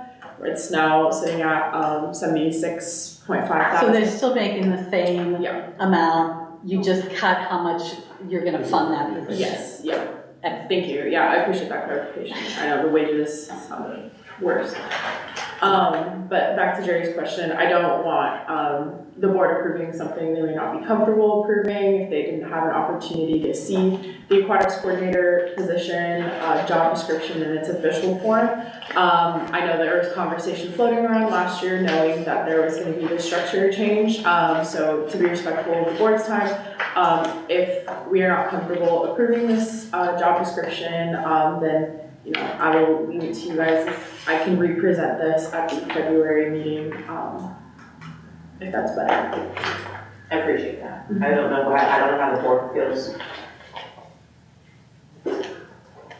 Any comments? Well, do you have like a punch list of what the big differences are between this aquatics coordinator job position and the new structure that we've got, which is executive director to aquatics manager to aquatics coordinator? So on a high level standpoint, a lot of this was actually adopted from our previous program coordinator position. So we had a program coordinator position that was not filled last year. So a lot of the roles and responsibilities were adopted from that. It is a supportive role, essentially. This role does support the aquatics director and just the general day-to-day operations. They are a supervisor in the building. They are non-exempt, they are full-time. Really, it's kind of, if you think about it, it is a combination of the program coordinator with parts of the aquatics director, but again, it is a supportive role. They provide that on-deck leadership, specifically on-deck leadership. They still do their safety checks, assessments. They support the opening, the closing of the facility, should there be need to open and close. As well as working holidays, etc. So really there wasn't much change if you look at the aquatics director position that was approved. Again, this is looking at it from more of a supportive role, and in combination with the program coordinator position, I want to say 70% of the role is supporting programs, ensuring that programs are running efficiently and effectively, getting up to date on Explore Recreation, again with myself as the aquatics director leading that structure. They support the back end pieces and the front end pieces of staff compliance and upholding expectations. So when I know we didn't fund the program coordinator last year, And my recollection is a coordinator position was more like a, kind of like marketing support. Is that not the case? Well, yes and no. The program coordinator role, most of their roles should have been supporting swim lesson operations, so more in the sense of getting registration up, getting what happens during a session, right? Getting all the display sheets up, attendance logs, accountability, performing evaluations on our swim instructors. And also the most major thing is leading events. So that person would lead and coordinate the events with the support of the aquatics director, at the time the aquatics program manager. So this role would still, the aquatics coordinator would be stewarding the push for events and leading the events. But the previous coordinator role had some marketing support, but it was mostly putting the marketing material out versus creating the marketing material. So what position is going to be creating marketing material? Creation, small pieces like quick signage, collaboration, but the majority of the marketing creation would be the aquatics director. The aquatics coordinator would potentially provide content, so what the schedule is, outline of those things, but also pushing that marketing content out. So whether it's dropping off 4-ups at the schools or posting the flyers in the facility, but the aquatics director, I would still lead the creation of the marketing, the bigger marketing pieces, so like our trifolds, our event signage, things like that. But small one-offs, like we have a lifeguard class coming up, the aquatics coordinator or the aquatics director either one could do that. And this is just my impression, and I could be totally wrong, but it seems to me in what I've heard in just past history that the events is something that leadership is not interested in. That's what I'm hearing. Because at this point, what I'm hearing, what I just heard from you, is that the coordinator will be leading the events. This is a position that isn't at TPAC. This is the position leading the events means getting volunteers, making sure that they're very organized. I mean, because you've done it, you've been amazing. So my sense is that, is there something else going on here that the pool doesn't feel events are important? Is this another different type of discussion we need to have? Because it just sounded to me like, this is now going to become a part of a job that basically this job is almost like a pool manager in effect. They're in charge of, making sure that the deck is running smoothly, the lifeguards, everybody has their bona fides, their registrations, their awards, or whatever they need to be a lifeguard. But the only real marketing thing is going to be to this person who's really kind of more operational. That's just my sense. To speak to the event piece, there is a lot that goes into events that is more than volunteer coordinating. As we all know, you guys have helped run events as well. The aquatics director, myself, would still lead the communication and support communication with volunteers. I'm at TPAC, I'm there. This is a collaborative effort. The coordinator is responsible for ensuring that all of the moving parts are there. So do we have all the supplies we need? How many volunteers do we need? What needs to happen during this event? And again, it's a collaborative effort. This is not something that is going to be just handed off overnight. I didn't learn that job overnight either. And so there's a lot of refinement that goes into it and a lot of collaboration. At the end of the day, this person oversees the moving pieces of the events, not necessarily the vision and the mission of the events is still the same. We are still serving our community. We want to effectively serve our community and in the most impactful way, but they need to help coordinate and steward those moving parts of ensuring that we have the supplies available. What do they need? What do they need to request? How many volunteers they need to request? And living out that mission, because as far as I know, don't take the job if you're not in support of the Tuckahoe Pool's mission.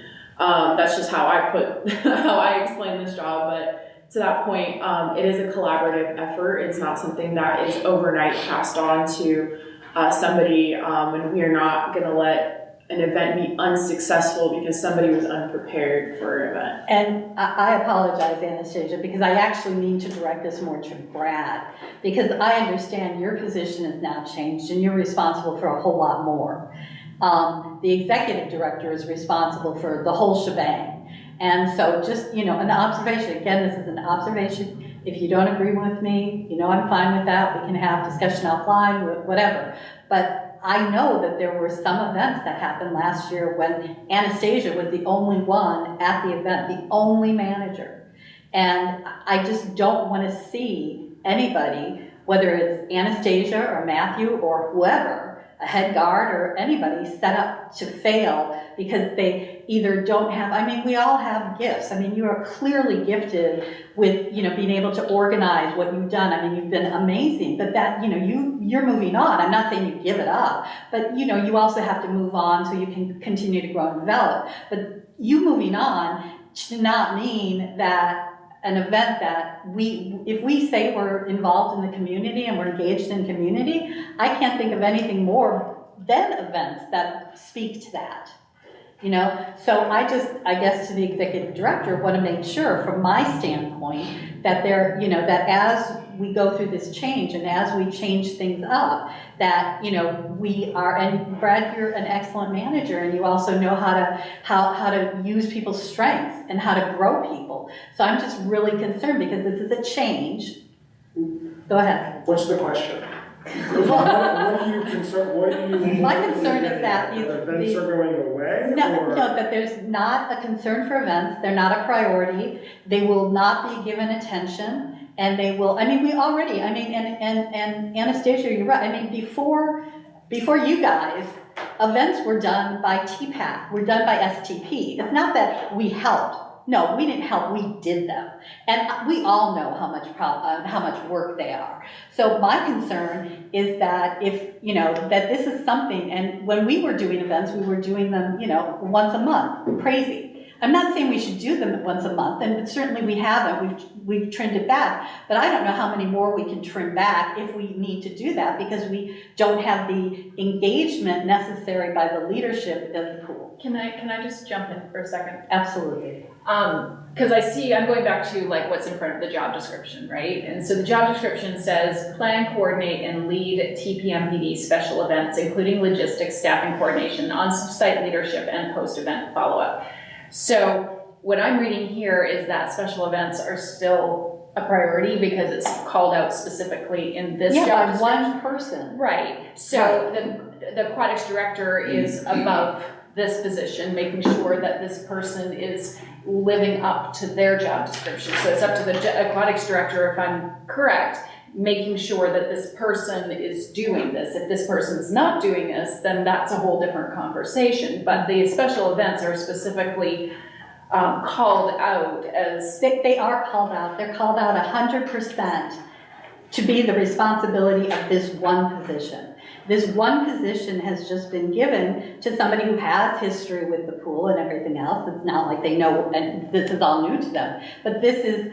again, is this, are the strengths that are needed for this particular part of the job something that can be accomplished? And we don't know, you're right, we don't know. We can't say that it's going to be a failure, but I'm just saying from my perspective, sitting here since we began, we used to do this monthly, we ended up cutting a lot of them, and then we've had situations where there's only been one person, one management person at the event who's not only trying to run the event, but is trying to also make sure nobody's drowning.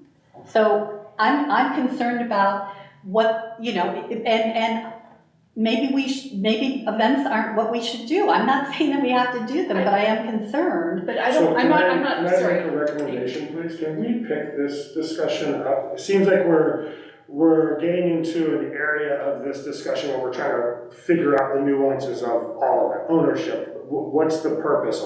I think this is a great discussion for TPAC. I think this is a great place to discuss it at TPAC. I hear you. I think that we can hold on the job description if the concern is the section on events, community engagement, and communication. It sounds to me there needs to be additional discussion around this topic that needs to be brought back to the board and a refined job description. That's kind of where my brain's going. I hear you, I'm taking notes. There seems to be some concerns here that. Well, I would just like to hear from other people on the board. I mean, if you all think I'm crazy, that's fine, we can vote on this. But No, we don't think you're crazy. No, I mean, is it out, but I do agree with Vanessa, it does say planning coordinate, but I do agree with what you're here saying, like there's only one person. But it's in, but I also heard Anastasia say this is in collaboration. So this is in collaboration with the management team and operations. Well, then aren't we supposed to be helping? Well, it's volunteer. It's not mandatory. I mean, yes, we can definitely help support that, yes. But I think, like, for David, like, for context for you on that too, like, and like with Ellen's comments about like that TPAC and the volunteers, the board used to put a lot more effort into these, and what it really was like just the pools providing the space and the staff to take care of it. And over the years, we've tried to be able to, not necessarily put it onto the staff to do more, but to be able to give them the opportunity to have ownership of it, and for us to kind of step back away from it, because there's not always maybe going to be volunteers that want to be a part of it, maybe anything in the board that's not that involved in the day-to-day operations of the pool. So that it's sustainable. We wanted these, and they've done a great job at choosing. This is me, full transparency. During the pandemic, I chose to make the argument to cut the events down. Yeah. You are burning through, and again, they're not a bad thing, they're not at the end of the day, events were events, community goodwill, check, we got it. I understand the history behind it, and the work behind it, and the support behind it, not diminishing that. There's an opportunity at some point in time to refine what we're offering and be very intentional about what we're offering.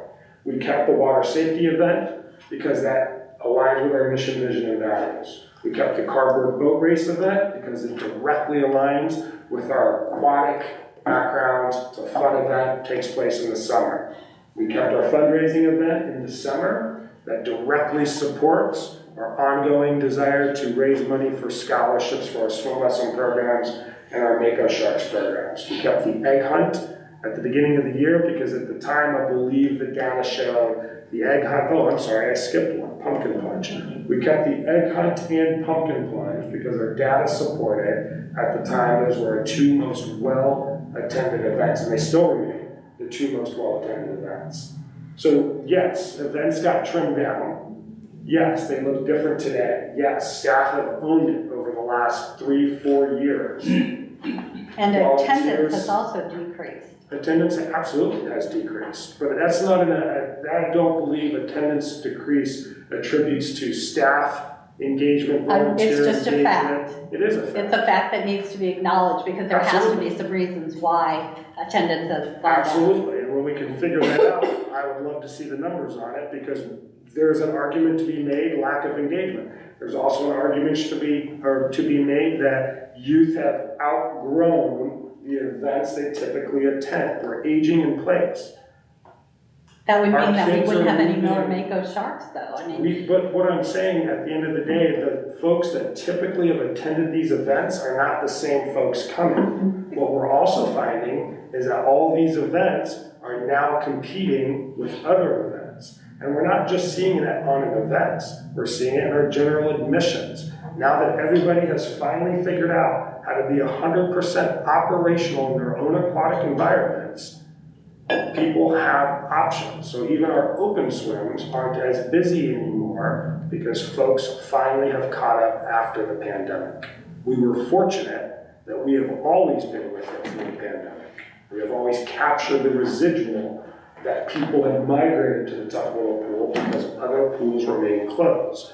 And that is the continuous argument I'll make with events as well. When people have other places they can choose from, yes, we want to market beyond, but we cannot guarantee that we're going to fill. So I think this is a discussion. I think this is a bigger discussion on events. We've had this discussion before when we pared down the events and chose which ones to agree on. I would recommend not approving this job description until we all have an opportunity to really focus on this because it seems pretty important. And it seems like there's some strong feedback here that we want to listen to and want to get it right. And so I don't know what that looks like at the moment, but I'm also not prepared to sit here and come up with solutions and or promise anything until we've had a deeper discussion on this. And I would also say that the deeper discussion is simply not just events. It's about attendance, which ties into feasibility. Because if we're not going to be able to, if we're going to grow the pool in such a way, we need to make sure that, back to Debbie's question about how can we pay, that we're making enough money to pay for, through the levy and through attendance, the new facility or revamped facility or whatever that we want to develop. So it's not, we can't just look at everything with the same eyes we've always looked at it. Because you're right, the pandemic's ended. So it's not just what's up with events, it's also what's up with attendance. So we're getting less people. What does that mean as far as growing the facility? How much do we want to grow it? Where do we want to grow it? How do we want to grow it? So it's not just events. I'd just like to make it really clear. It's also the whole thing, and especially how it ties into our completely next understand. But this piece with the job description, the discussion we're having right now, on the agenda item we're having right now, is events. Yeah. Well, and I think if you're going to That's talk where- about events, I'm sorry. No, I just want to finish. That's where I'm just trying to Yes, focus you're right. the attention. Right now, it's the job description at hand, events seem to be. Everything you've shared, absolutely. We're all in agreement there. I don't think that is lost on anybody in terms of attendance and marketing and this and that. I think that at the end of the day, if we can circle back, move forward on this. Sorry. No, you're fine. If we can circle back on this, find a resolution on this, and then, again, discussion for events at another time. I'll let Debbie talk. And I go to the pool all the time with, 30 people at least in the pool every day that look like me. And we all see these signs about events, and we don't care about it. But there's events that we could be doing for this age group, and we're not doing that. So, if you're going to do events, I think we should look at all people. And I really like planning events and doing events and helping with events and bringing people to events and all of that. So, It's a good conversation. I'm more than happy to help Anastasia, and I probably have 50 crazy ideas that nobody else would ever even think of. So, I just wanted to throw that out. That was a pretty creative individual. Yeah, I think we should.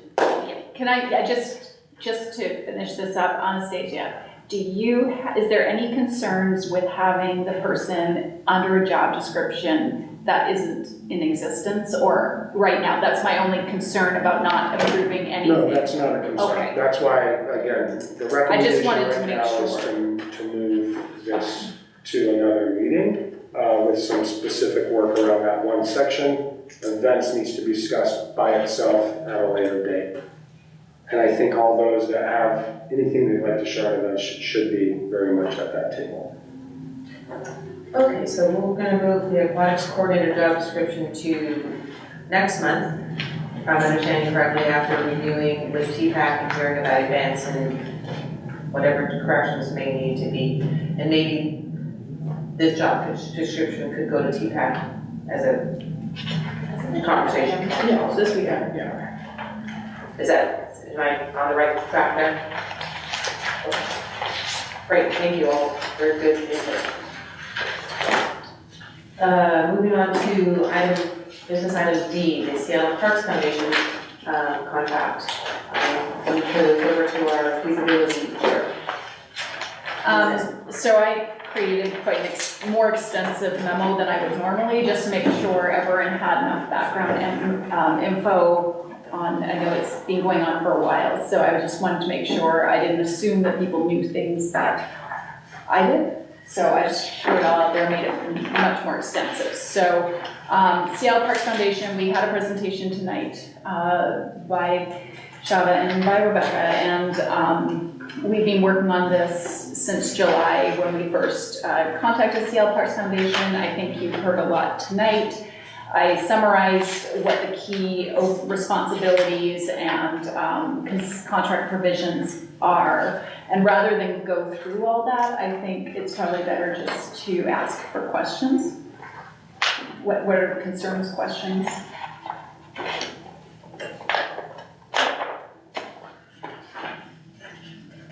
And if there's not, I would, there could be a motion, Jerry, could there? Well, there are no questions, I guess we could. I mean, I guess we can talk further about the motion too. Yeah, we can discuss I it mean, after. let's make it an official Yeah. discussion.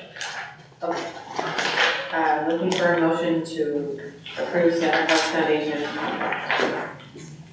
Commissioner Zuckel makes a motion to approve the Seattle Parks Foundation and TPMPD Capital Campaign Partnership Agreement. I second. First and a second. Now we're going to discussion. Is there any discussion? So I guess I was wondering, like, I mean, picking up from where we left off on the special meeting or the invoice, if we pass this tonight, does that cover that invoice? Yeah. And that invoice basically just goes away? Correct.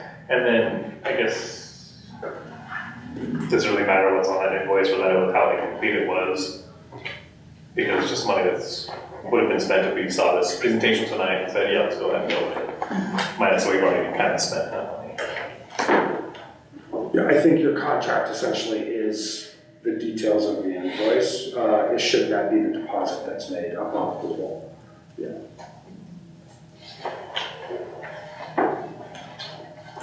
Yeah. My only question still is the funding that we're going for here is the 501c3 funding that we don't have access to. Correct. And that's what this is all about. That's the private funding that. Because we can get other grants, And we we can will. get other funding. And I still, when I read this contract, I still see that they have a control somewhere. That concerns me. I realize that we've vetted this out. I've been part of this from the very beginning. Full transparency, I just was not expecting to have to pay to get money. Right, and this is a longer campaign, so. So that's the only comment I have. And But I'm we sorry, could Jerry. pay money up front, The money up front. Money up front. right, that you expected those to be. We knew about 12% 12%. overall. We knew the 12%. I just didn't know about this upfront, $150,000. Which I mean, it makes sense that you need to have kind of like some money put into it to kind of get the wheels moving for it. Yeah, just to make. Have money to make money. And that's why I really wanted to know how often they fail. You know what I mean? I'm like, are we gonna pay this? And then you're like, well, whoops, you didn't work out. That's a good question. I mean, have they given you guys any sort of like yeah, you know, like after our initial kind of looking that we are feeling that, you know, we're gonna have, you know, a successful enough campaign that you're going to at least like that $150,000 You're isn't gonna raise going to go to $150,000? waste. Well, yeah, I mean, we're gonna get $200,000, you know? Yeah. No, I mean, I feel like it's good, I feel like it'd be, look, I gotta feel like with their connections, in some ways, there's no way we're not gonna make like some money out of the situation. well, We're not gonna make the fact of the matter is no. I can answer the question very clearly. No, we have not been presented that level of detail yet in terms of how we would be successful, should we be successful, what campaign size. That is the next step. That's what we're waiting on. We've actually held on work until contract is in place before we choose to engage with that final report out. So until we figure this out, we've asked them to hold. And so that next step with the consultant, Shamra and Jen and her team, would be probably by the end of this month, we should have somewhat of a report that tells us what their findings are through the interviews they've already conducted and what they believe to be an acceptable campaign for this project. And to be fair, I mean, the 150,000, we don't want to use the word guarantee, we could get up to 1.8 million. Is that correct? With the 12%, that's basically what, this Yeah, if you want to 150. cover the one. So it's not like there wouldn't be something. So I want to be clear that I have that correct. Yes, yeah. I mean, like I said, at the end of the day, So we're not going to get nothing. yeah. Well, I mean, with 100, let's just say 100 thing, that's like putting the campaign together and the briefing last time, and then that we would own that property for if we were able to want to try and start our own campaign and be able to kind of reuse some of that stuff that they have produced for the campaign at a future date. I mean, this campaign is specific for this capital campaign, so it's being developed specifically for this, and that's what. Well, I think what you're alluding to, sorry. Yeah, the no, case thank you for study, helping. The stories, right? Building the case for the campaign, that information you can pretty much utilize for any campaign. Thank you. You can fine tune it, you can kind of Well, I modify mean, it. even like be able to get information even I mean, I gotta imagine like some of the information we're able to use for like our own grant writing and that sort of stuff for the overall campaign of it. Well, I mean, the good thing is that we have a very extensive grant that we wrote, dozens of pages that they're actually going off too. So we've actually created a lot of that content ourselves. I think the biggest advantage here is access to 501c3 money. Two, somebody supporting us and pushing the creation of what we are lacking, and that is that case study. We do not know how to tell our story digitally. We don't have that. I guess that's my point though, is like that once they've been able to create that story for us, even though it's for maybe more specifically for this campaign, I mean that's something we can take beyond the campaign. That's not just for 501c, but for taking out to the community. Yeah, we all have a vested interest to make sure this is successful, so we're all going to be able to utilize the tools created to push that agenda. Not just for donations, correct. like for the whole project. To tip the messaging. Right. Oh, That's the yeah. Like we're getting, like, I guess my point is, again, we, like with some of this money, we're getting stuff to be able to have advertising to push our message. Yes, because and then they will, Across whether it's all our levels of money. platforms or their platforms, it will be consistent messaging, and I think that's part of the benefit of it, is that we do have consistent messaging. We have someone helping us where we lack in team or infrastructure bandwidth to be able to pull off this level of work in a short amount of time. And so it's a huge advantage for a small district to have somebody doing that for us. So 501c3 money, the case for support, and then at the end of the day, they said it very well, managing and clearly the stewardship piece behind the scenes. There's still work that TPMPD has to support and be part of from the stewardship aspect, but they will lend that expertise and lend that ownership to help make sure that gets done. Because the last thing you want to do is upset a donor that needs communication. And so they can help connect those dots. Essentially, I look at them as a project manager, which will be discussed soon, but somebody helping us frame what we don't have the ability to do. So I have a question on page 12 under A, seeking funds. So it sounds like, just reading this, SPF will submit all applications for grants desired for the project. So my understanding is that any grants that are going to be gone after for the capital project have to be gone through SPF. No. Okay, then why does Because, that say that? so if you look at, so on page 4-6, funding sources, so let me first go to project administrative fees 5. To cover SPF's costs of constraint the partner's account and any additional support provided for agreement, SPF will deduct 12% on all revenue received, see section 6. And these are the revenues received: individual contributions, foundation grants, and corporate givings. And then 7 talks about funding sources managed by either SPF or TPMPD.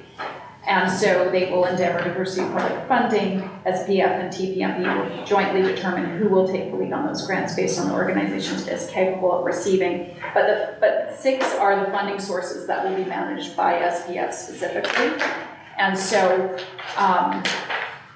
it further talks about 9B, like public grant management services. If TPMP needs support in managing public grant paperwork for grants received directly by the TPMPD, SPF can provide grant administration services, provided the costs are included part of the grant. So we will be doing public grant on our own. Is that something that has to be discussed and agreed to by SPF? It seems like they're saying that, there has to be communication.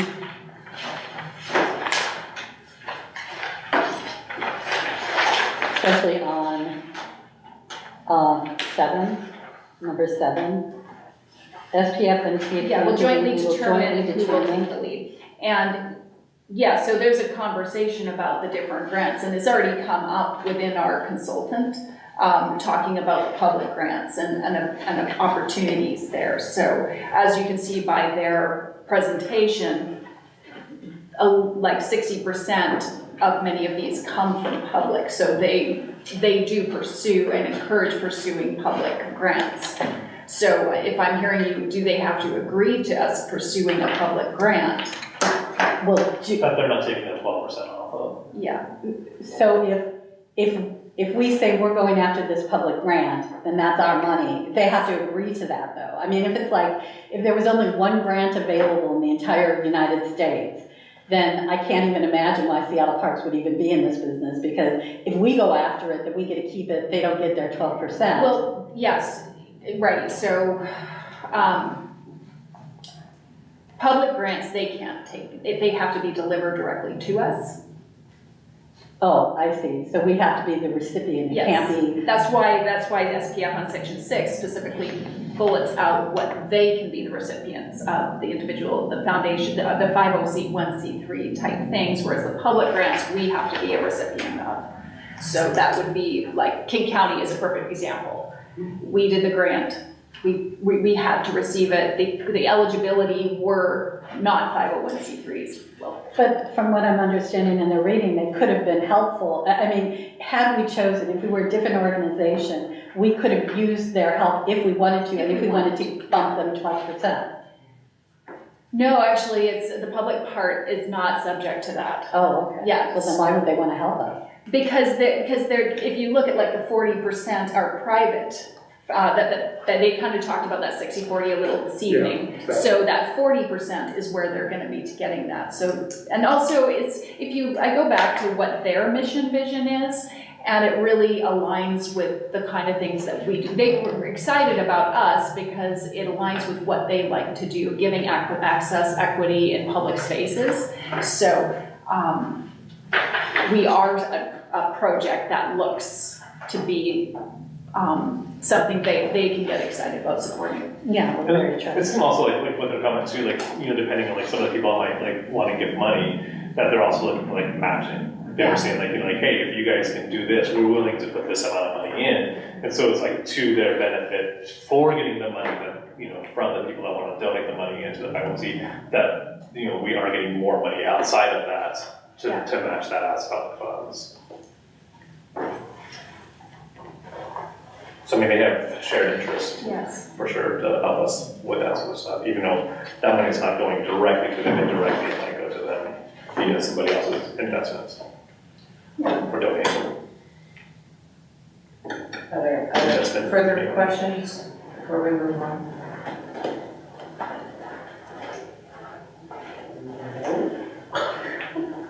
Okay, so we have a motion on the table to approve the Parks Foundation contract presented. All in favor say aye. Aye. I don't think we actually had a motion made for it. I think I made the motion. Yeah, but Vanessa made the Ellen motion, seconded it. and then we had discussion. Because we actually Now didn't we're- have this discussion at the right time. Yes, sorry. That's all right. Good for checking though. Keep us on track. So I'm sorry, all in favor say aye. Aye. Opposed? Nay. So passes 4-1.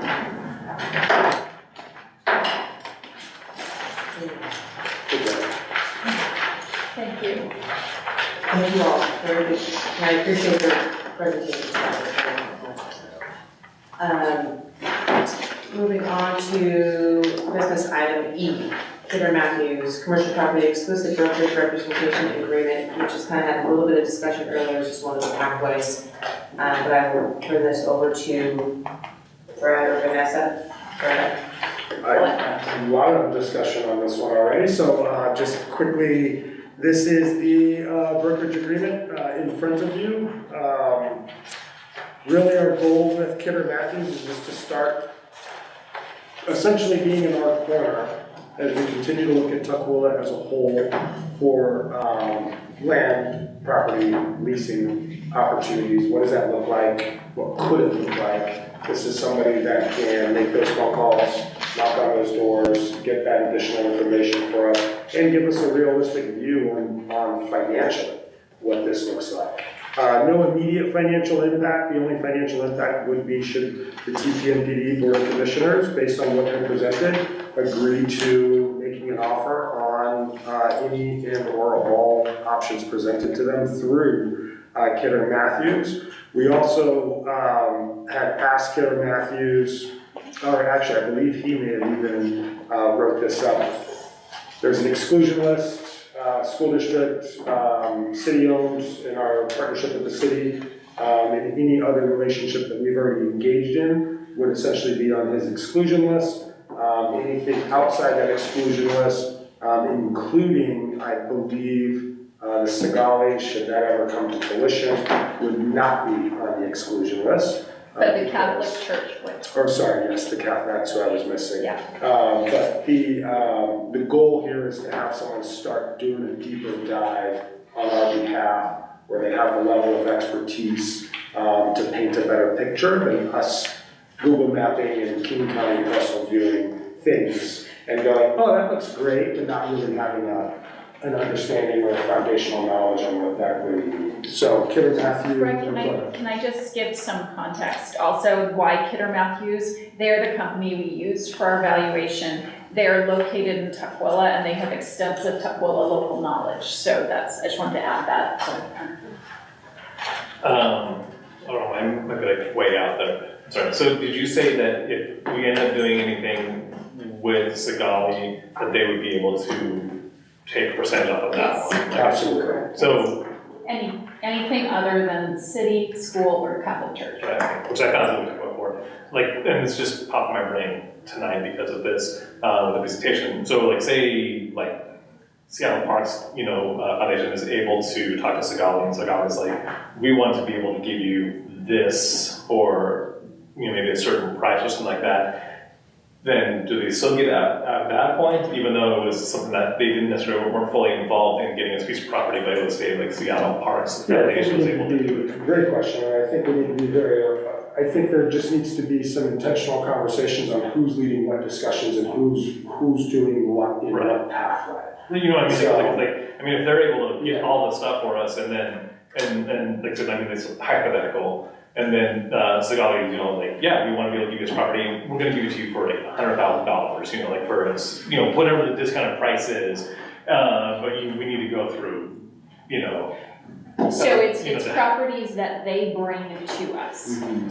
So if it's a property we give, hey, we need to have representation through you guys for purchasing the property. Is that going to be different? I'm just trying to process. So if the represent that they're going to be able to pull off of it. If the representation starts with Kidder Matthews, it's going to stay with Kidder Matthews. Okay. That's it. Just so if somebody else brings it into the table for us, then we don't necessarily have to include Kidder Matthews for that purchase. Correct.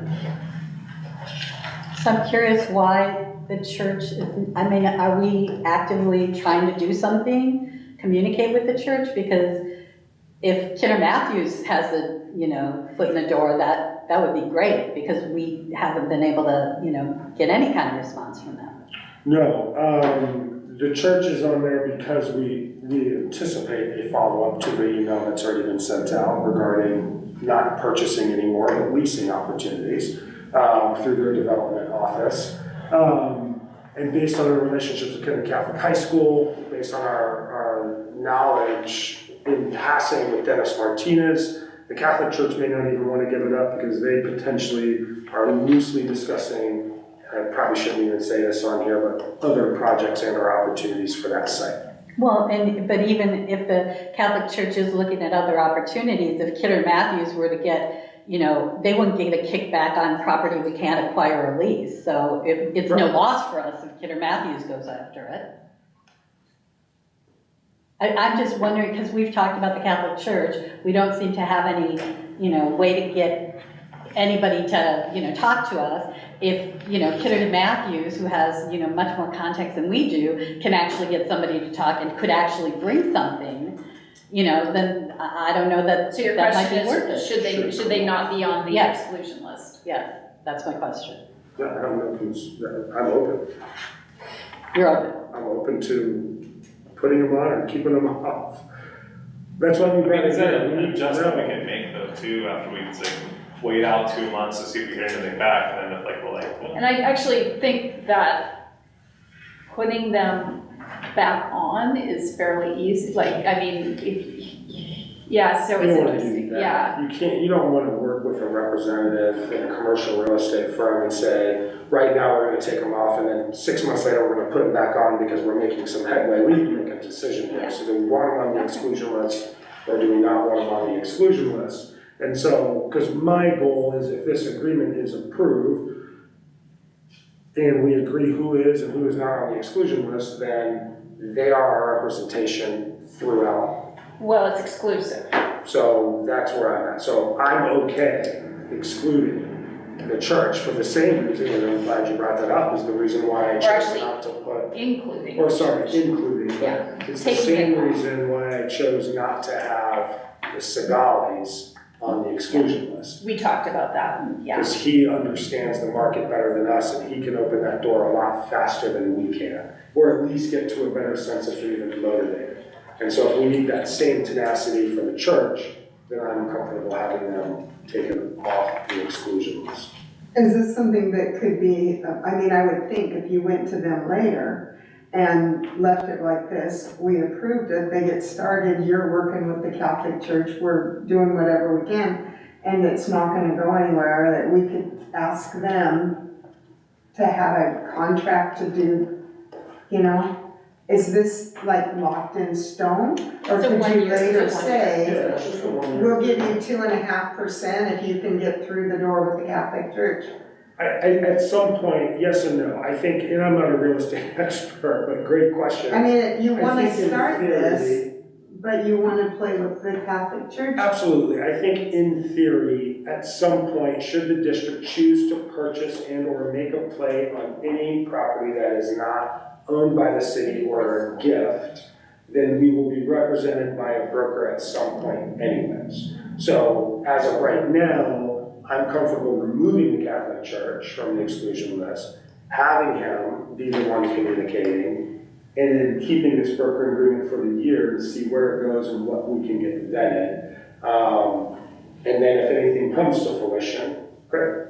But I just want to round this up to the discussion we had earlier, where we're going to make a location decision in the next 2 quarters. Mm-hmm. So a year out is kind of a moot point. We're going to already know what the location is by end of 2nd quarter. Right, this effectively ends when we end it. There's no way, you can end this at any point in time. So if we choose a site, this goes away. Well, it doesn't go away, it's still there, but we're not gonna be acting on it. Right, Right, goes away. Yeah. In That theory. stays we would have already Utilize the achieved service. our Correct. goal. But the contract, I just want to make sure, clear, the contract does not end. The contract stays in force through the term, it's just we will not be acting on anything within the contract. So basically, for all For intents and us, purposes, yes. it's ended. Yeah, but I just want, We're not going to give him any money Yeah. after quarter 2. we won't be acting on anything then, but yes. So in which case, again, I would argue that it's not like we've got any, magic unicorn that's opening the door for us for the Catholic Church, really. So I think we take him off the exclusion list. I mean, maybe he knows somebody who is Catholic.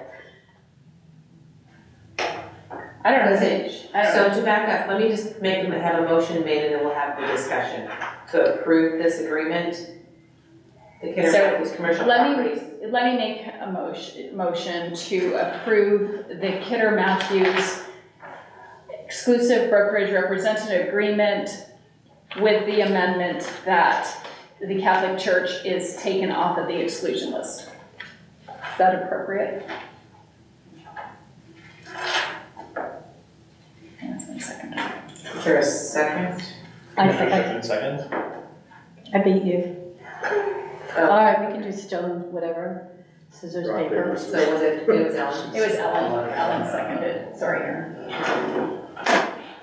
Okay, discussion? I have no problem with the amendment. Does anyone Who wants else to make have any issues? Jerry, do you have an issue with, okay. I thought it looked really good. Okay. I like the Catholic Church on there, but I'm not going there.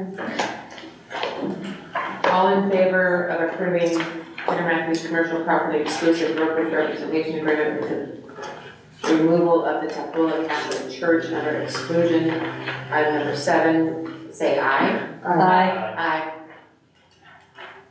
Pass. Good discussion. Okay. Thank you. Business item F, approval of project manager scope of work. Right. This one. I was looking for a This is all while. My throat's a feasibility. little parched. This meeting's just got me It's all today. feasibility. It's all Hey, everybody, welcome to the feasibility study. Part 2.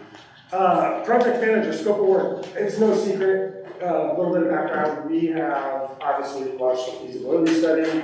We've been engaged in various levels of work regarding the feasibility study for almost 2 years, if not over 2 years, right? We are at a point that we believe a project manager is necessary to ensure that this project remains viable and can continue to move with all the right support. Somebody that has the expertise to guide us in the appropriate RFPs or RFQs, contracting, what are the next steps and phases, somebody that can help make those informed decisions based on their project management background in the public sector, private sector, public municipality side of things. The project manager would not be a full-time position. This would be a needs-based position, ramping up as the level of work ramps up. And so in front of you is essentially the scope of work for the project manager in short. And this is a complete scope of work. Mhm. Doesn't mean it wouldn't necessarily be phased. So, And this has been vetted through legal. This has been vetted through legal, yes. Thank you, Jerry. If we didn't have a project manager, who would do those things? we don't have that bandwidth capacity or I mean, expertise. is there any? No. No. Well, then, obviously, then. But the expertise, right? Like Brett, we just need someone who this is what. Right. And I'm guessing you haven't a cost thought on this yet? Not at the moment. Upon approval of this, this would give us the ability to start seeking those discussions. We've already had loosely a discussion with the project manager. We would need to have 2 more discussions with 2 different firms. And then at that point, we would ask them to submit a proposal, so we can get a better understanding of what those costs are and any additional fees.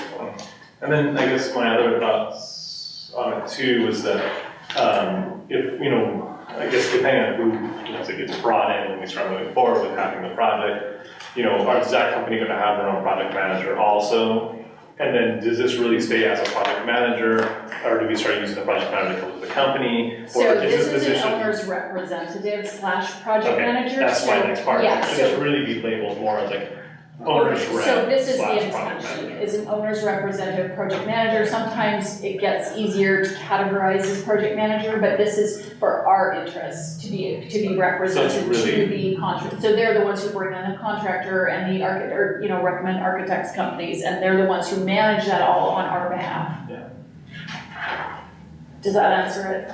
Yeah, kind of, because like I said, just field of work, where it's like, this position to me sounds like we're kind of mixing 2 things together. And one of them, it obviously is like the owner's rep, is what we really need for it too. But then also the project manager aspect of it seems like that usually gets picked up more on the end of the contract and subcontractors that come to take the project. projects. This is actually pretty typical on the big projects Yeah, for the the owner's larger. rep to take on those project managers. Now, the contractor will have designated people too, right? But this is representing us. And then, and along those lines, and so I don't know, let's say we have to worry about like title of whatever it is, but then like in the actual description of stuff, I mean, should it be written out as an owner, or should it be like, for like when it's reporting to owner or asset owner? So it's right, like project manager will act as the owner's representative Right. and provide management But- services. So do you mean in the, Well, that, or like even like somewhere it says like, to owner, because I mean like, are we owner, or do we want to have something that is like NPD? well, the technical event is Or- bracket owner. Yeah. So it's just, that's what's being used just for conciseness throughout the scope. Sound good? Okay. And typical to our professional service agreement as well, in-house, we use a partner just like with the sports facilities company. It's sports facilities company owner and then X, so this is pretty standard. So is it not common for the scope of services to include anything about what kind of requirements we need for invoicing, or, and because this doesn't say whether the project manager is going to be a contractor or is going to be an employee, or, They're not employee of ours. okay. Does that need to be spelled out in here? I mean, there's nothing in here that talks about. Because it's a contract, we would be going out for this is not the contract, this is just a scope of services that we would go and be incorporated into a So contract. scope of services would not usually include any kind of monetary value, like cannot exceed whatever amount of money. I don't know. So the contract may, but the Well, the scope of contract would services, definitely. yes, so but the scope of services would not Is say. the scope of services gonna end up being a request for, proposal or? So, do you want, Can you say that one more time, Alan? would it end up being an RFP? Yeah, is this an RFP, is it an RFQ, what is it? No. This is just, it's a standard, it's our professional services agreement to work with the project manager or owner's rep. Okay, so Go ahead. well, what point, so I see this as a scope of work, and if I'm a project manager person who's looking for a job, then I can see that this is a scope of work, but at what point is there discussion? Is it when the contract is created that there's discussion about how much can the TPMPD afford? Correct. What are we looking for as far as reporting? Do they have to have, when does that happen? And have those, and internally have those discussions already started? Because I would imagine that there's certainly a limit that we know of that we can afford. Yes. In short, all this needs to come back before the board for approval because of our standard practices regarding our contracts. So what will happen is if the scope of work gets approved, this will then make the rounds to project management firms. They will then submit a proposal. Those we're interested in, we will discuss internally. Yes. Those will then be shared with feasibility, finance, the board. The board can make a decision based on feasibility's recommendation. After that scope of work, their proposal will go into our professional services agreement contract. That contract will then be approved by the board. That will also include their rates, their fees, so on and so forth, their billable hours, and that's where the board has a decision. So right now, what I'm seeking approval on is project management scope of work, so I can start going out to the market. So part of the scope of work would not be like I see this as a great scope of work and all that, but there's not any action item at the end of it. So, please submit. So this is not, and there's no requirement to do an RFP for services. We can go off MRSC roster, Just pick. look at some firms that seem like, and we've already done some soft looking at firms, pick three or four that look to be, they would fit the bill.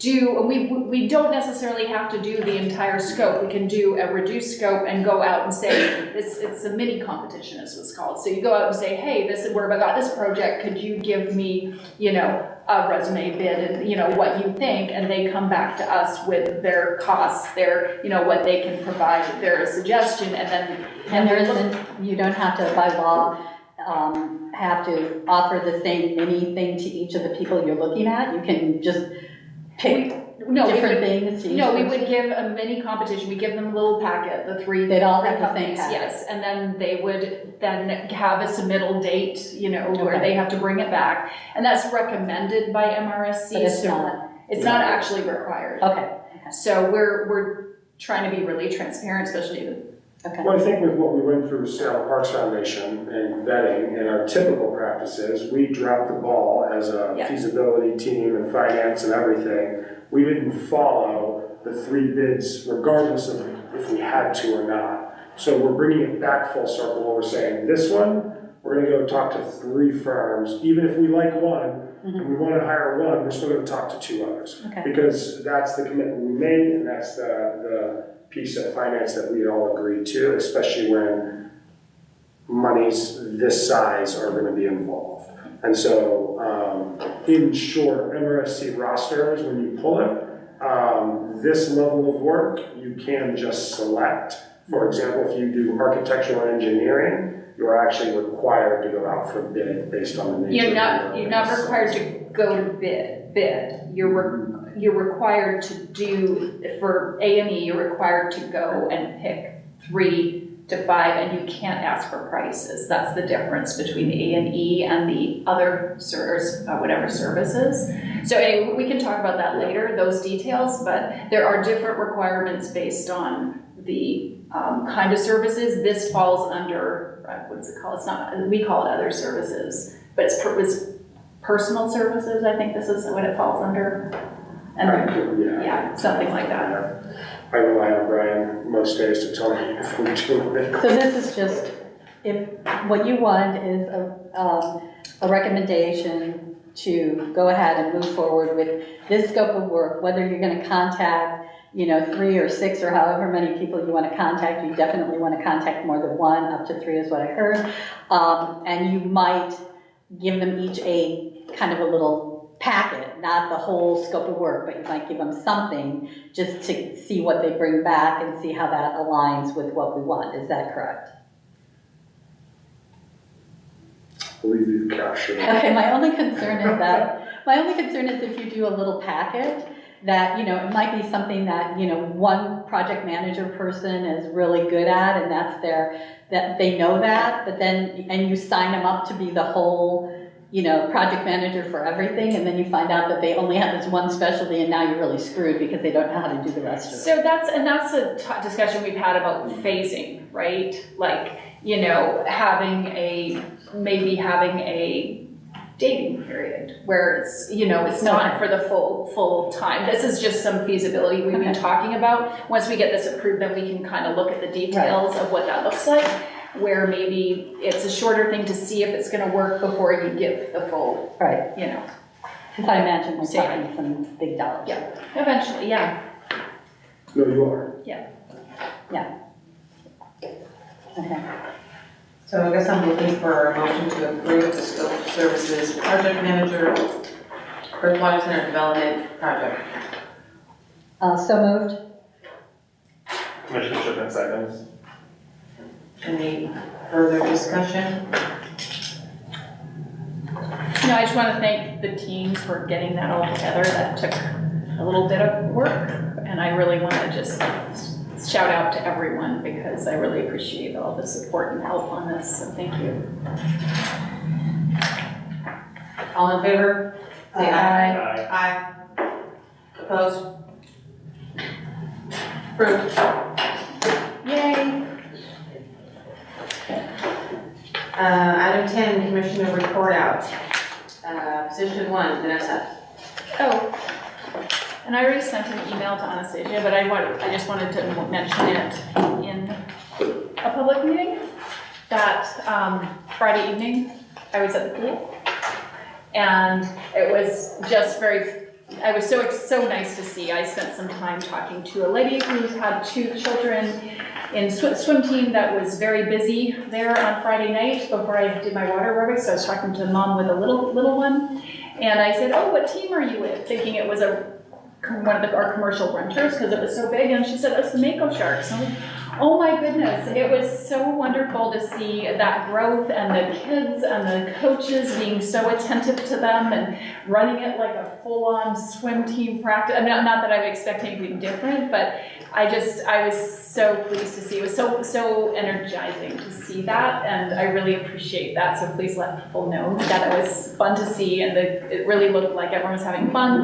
The lady shared with me that her 2 girls who are in it, they tried other swim teams, and it doesn't compare to Mako Sharks, is what she told me. So I was just pleased to hear that. She had no idea who I was or anything, not that it matters, but she was just talking to some old lady who's showing up for water aerobics. So Good job, Anastasia. yeah, so that was super fun to see, and it put such a smile on my face to hear that. And her little one, who's like 5, she was like just rearing to go to be able to join her sisters. So we've got another one in the pipeline there. And then I also did water aerobics with Kelly. And I just got to share, it was so fun to see our water aerobics instructors, Joy, Di was there, Ellen was there, just sheer and authentic, genuine joy to have a class that was much larger than she'd ever had before. And it was. She took pictures. She was so excited to see that growth and just see her energy, and it just resonated through everyone. Everyone could feel that excitement of how she felt with having a great, big class that, and it was a fun class. It was a well done. I appreciate it. It's a hard workout. So anyway, I just wanted to share that because it was a fun Friday night for me to see all that, and good job. Thank you, I'll share that. Commissioner Ganger. I went to water aerobics. It's the first time I've been in a pool for probably 3 years. It was a great class, and she was super excited. It was really cute. I didn't get to see the Mako Sharks, so I'm sad I missed that because I bet they were, like, there was somebody that there was coaching going on, which was really interesting to watch how engaged these people were training whoever, and I don't even know who they were, what they were doing, or who they were affiliated with. It was after Mako Sharks. It's our long thing. Yeah, it was the other class. And it was very nice. So, and the pool looked beautiful, and the water was very clean. It's good. Yes, It better be clean. Thank you. Commissioner Russ. Oh, You're number 3.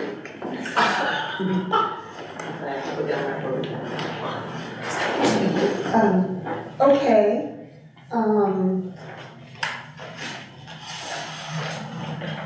I was in water aerobics, and a lady thought I was new because I've been in Hawaii for a couple months, and she was new, and she said, "You picked a good water aerobics class to go to. I drive 30 miles because this class is so good." And I'm like, wow, I'm glad I came. That's all. Perfect, thank you. Commissioner Frenzel Anderson has no report. Commissioner Shipman? I'm gonna go with singular with everybody else's, but I wasn't in water aerobics class. Well, then that's not so. Aaron, come to water aerobics. But I think like Anastasia's thing for like the, like memo for like the, all the staff, that for the holiday thing, to be able to go there and see, proof here, the number of people that were coming in that were excited that we were open on Christmas Eve, New Year's Day, it was just like, I think even New Year's Day, there was a lot of people that showed up because we were open. And that was the only reason. There might be other reasons in the pool, but that was like the choice pool to be at because we were open that day. So I think it's pretty awesome and pretty good. And then randomly, I was talking to somebody like over in Bellevue, and they, talked about swimming stuff, of course. And then they said, "Oh, where do you swim at?" I said, "Tequila." And I said, "Oh, that's one of my favorite pools." Really? To swim at. Like it is. When I lived in Renton, I drove over there in particular just because I like that pool so much. So again, kudos to everybody that's running and doing it. And then the last thing, I guess, more past issue, like that with the power issue on Thursday, that like, I'm just like really impressed by your ability to go through the process. Know that like something didn't sound right, even if you're like, maybe we should turn that off, you know? And Or close the door. I appreciate versus, you know, I was just like, Close the door. Close the door, it's not you know, and I think that says a lot, you know, that you just, like, I mean, that's just good on you for that. Thanks for coming out again. It's all very positive reporting, it's fantastic. Is there any miscellaneous? I'd like to thank Scott for sticking around for the whole meeting. You guys both are troopers. The January meeting typically is an hour or less. This year. Yeah, but there's a new This president. year. Yes, we got a new sheriff. Jury's so different. No, but just real quick to Debbie, when you were listening to Aaron's feedback, it is odd to hear it, but it's not uncommon for us to see folks from Tacoma, Federal Way, making their way up the last 1, 2, 3 days a week. It just seems like everyone from Bellevue talks to me like, oh, we're from another side of the lake. And for someone from Bellevue to say, Tukwila is my favorite pool. But when it comes to getting access to water time, people look for their water time. And once they find it, they stick around, which is great, so, yeah. It's really good. Okay, there's no executive session. So I guess item 13, I'll take a motion for adjournment. So moved. Is there a second? Commissioner Shipman seconds. Is there any discussion? Seeing none, all in favor of adjournment, say aye. Aye. Aye. Yes, Jerry. Good job, Jerry. Good job. January meeting. Vacation soon. Oh, yeah.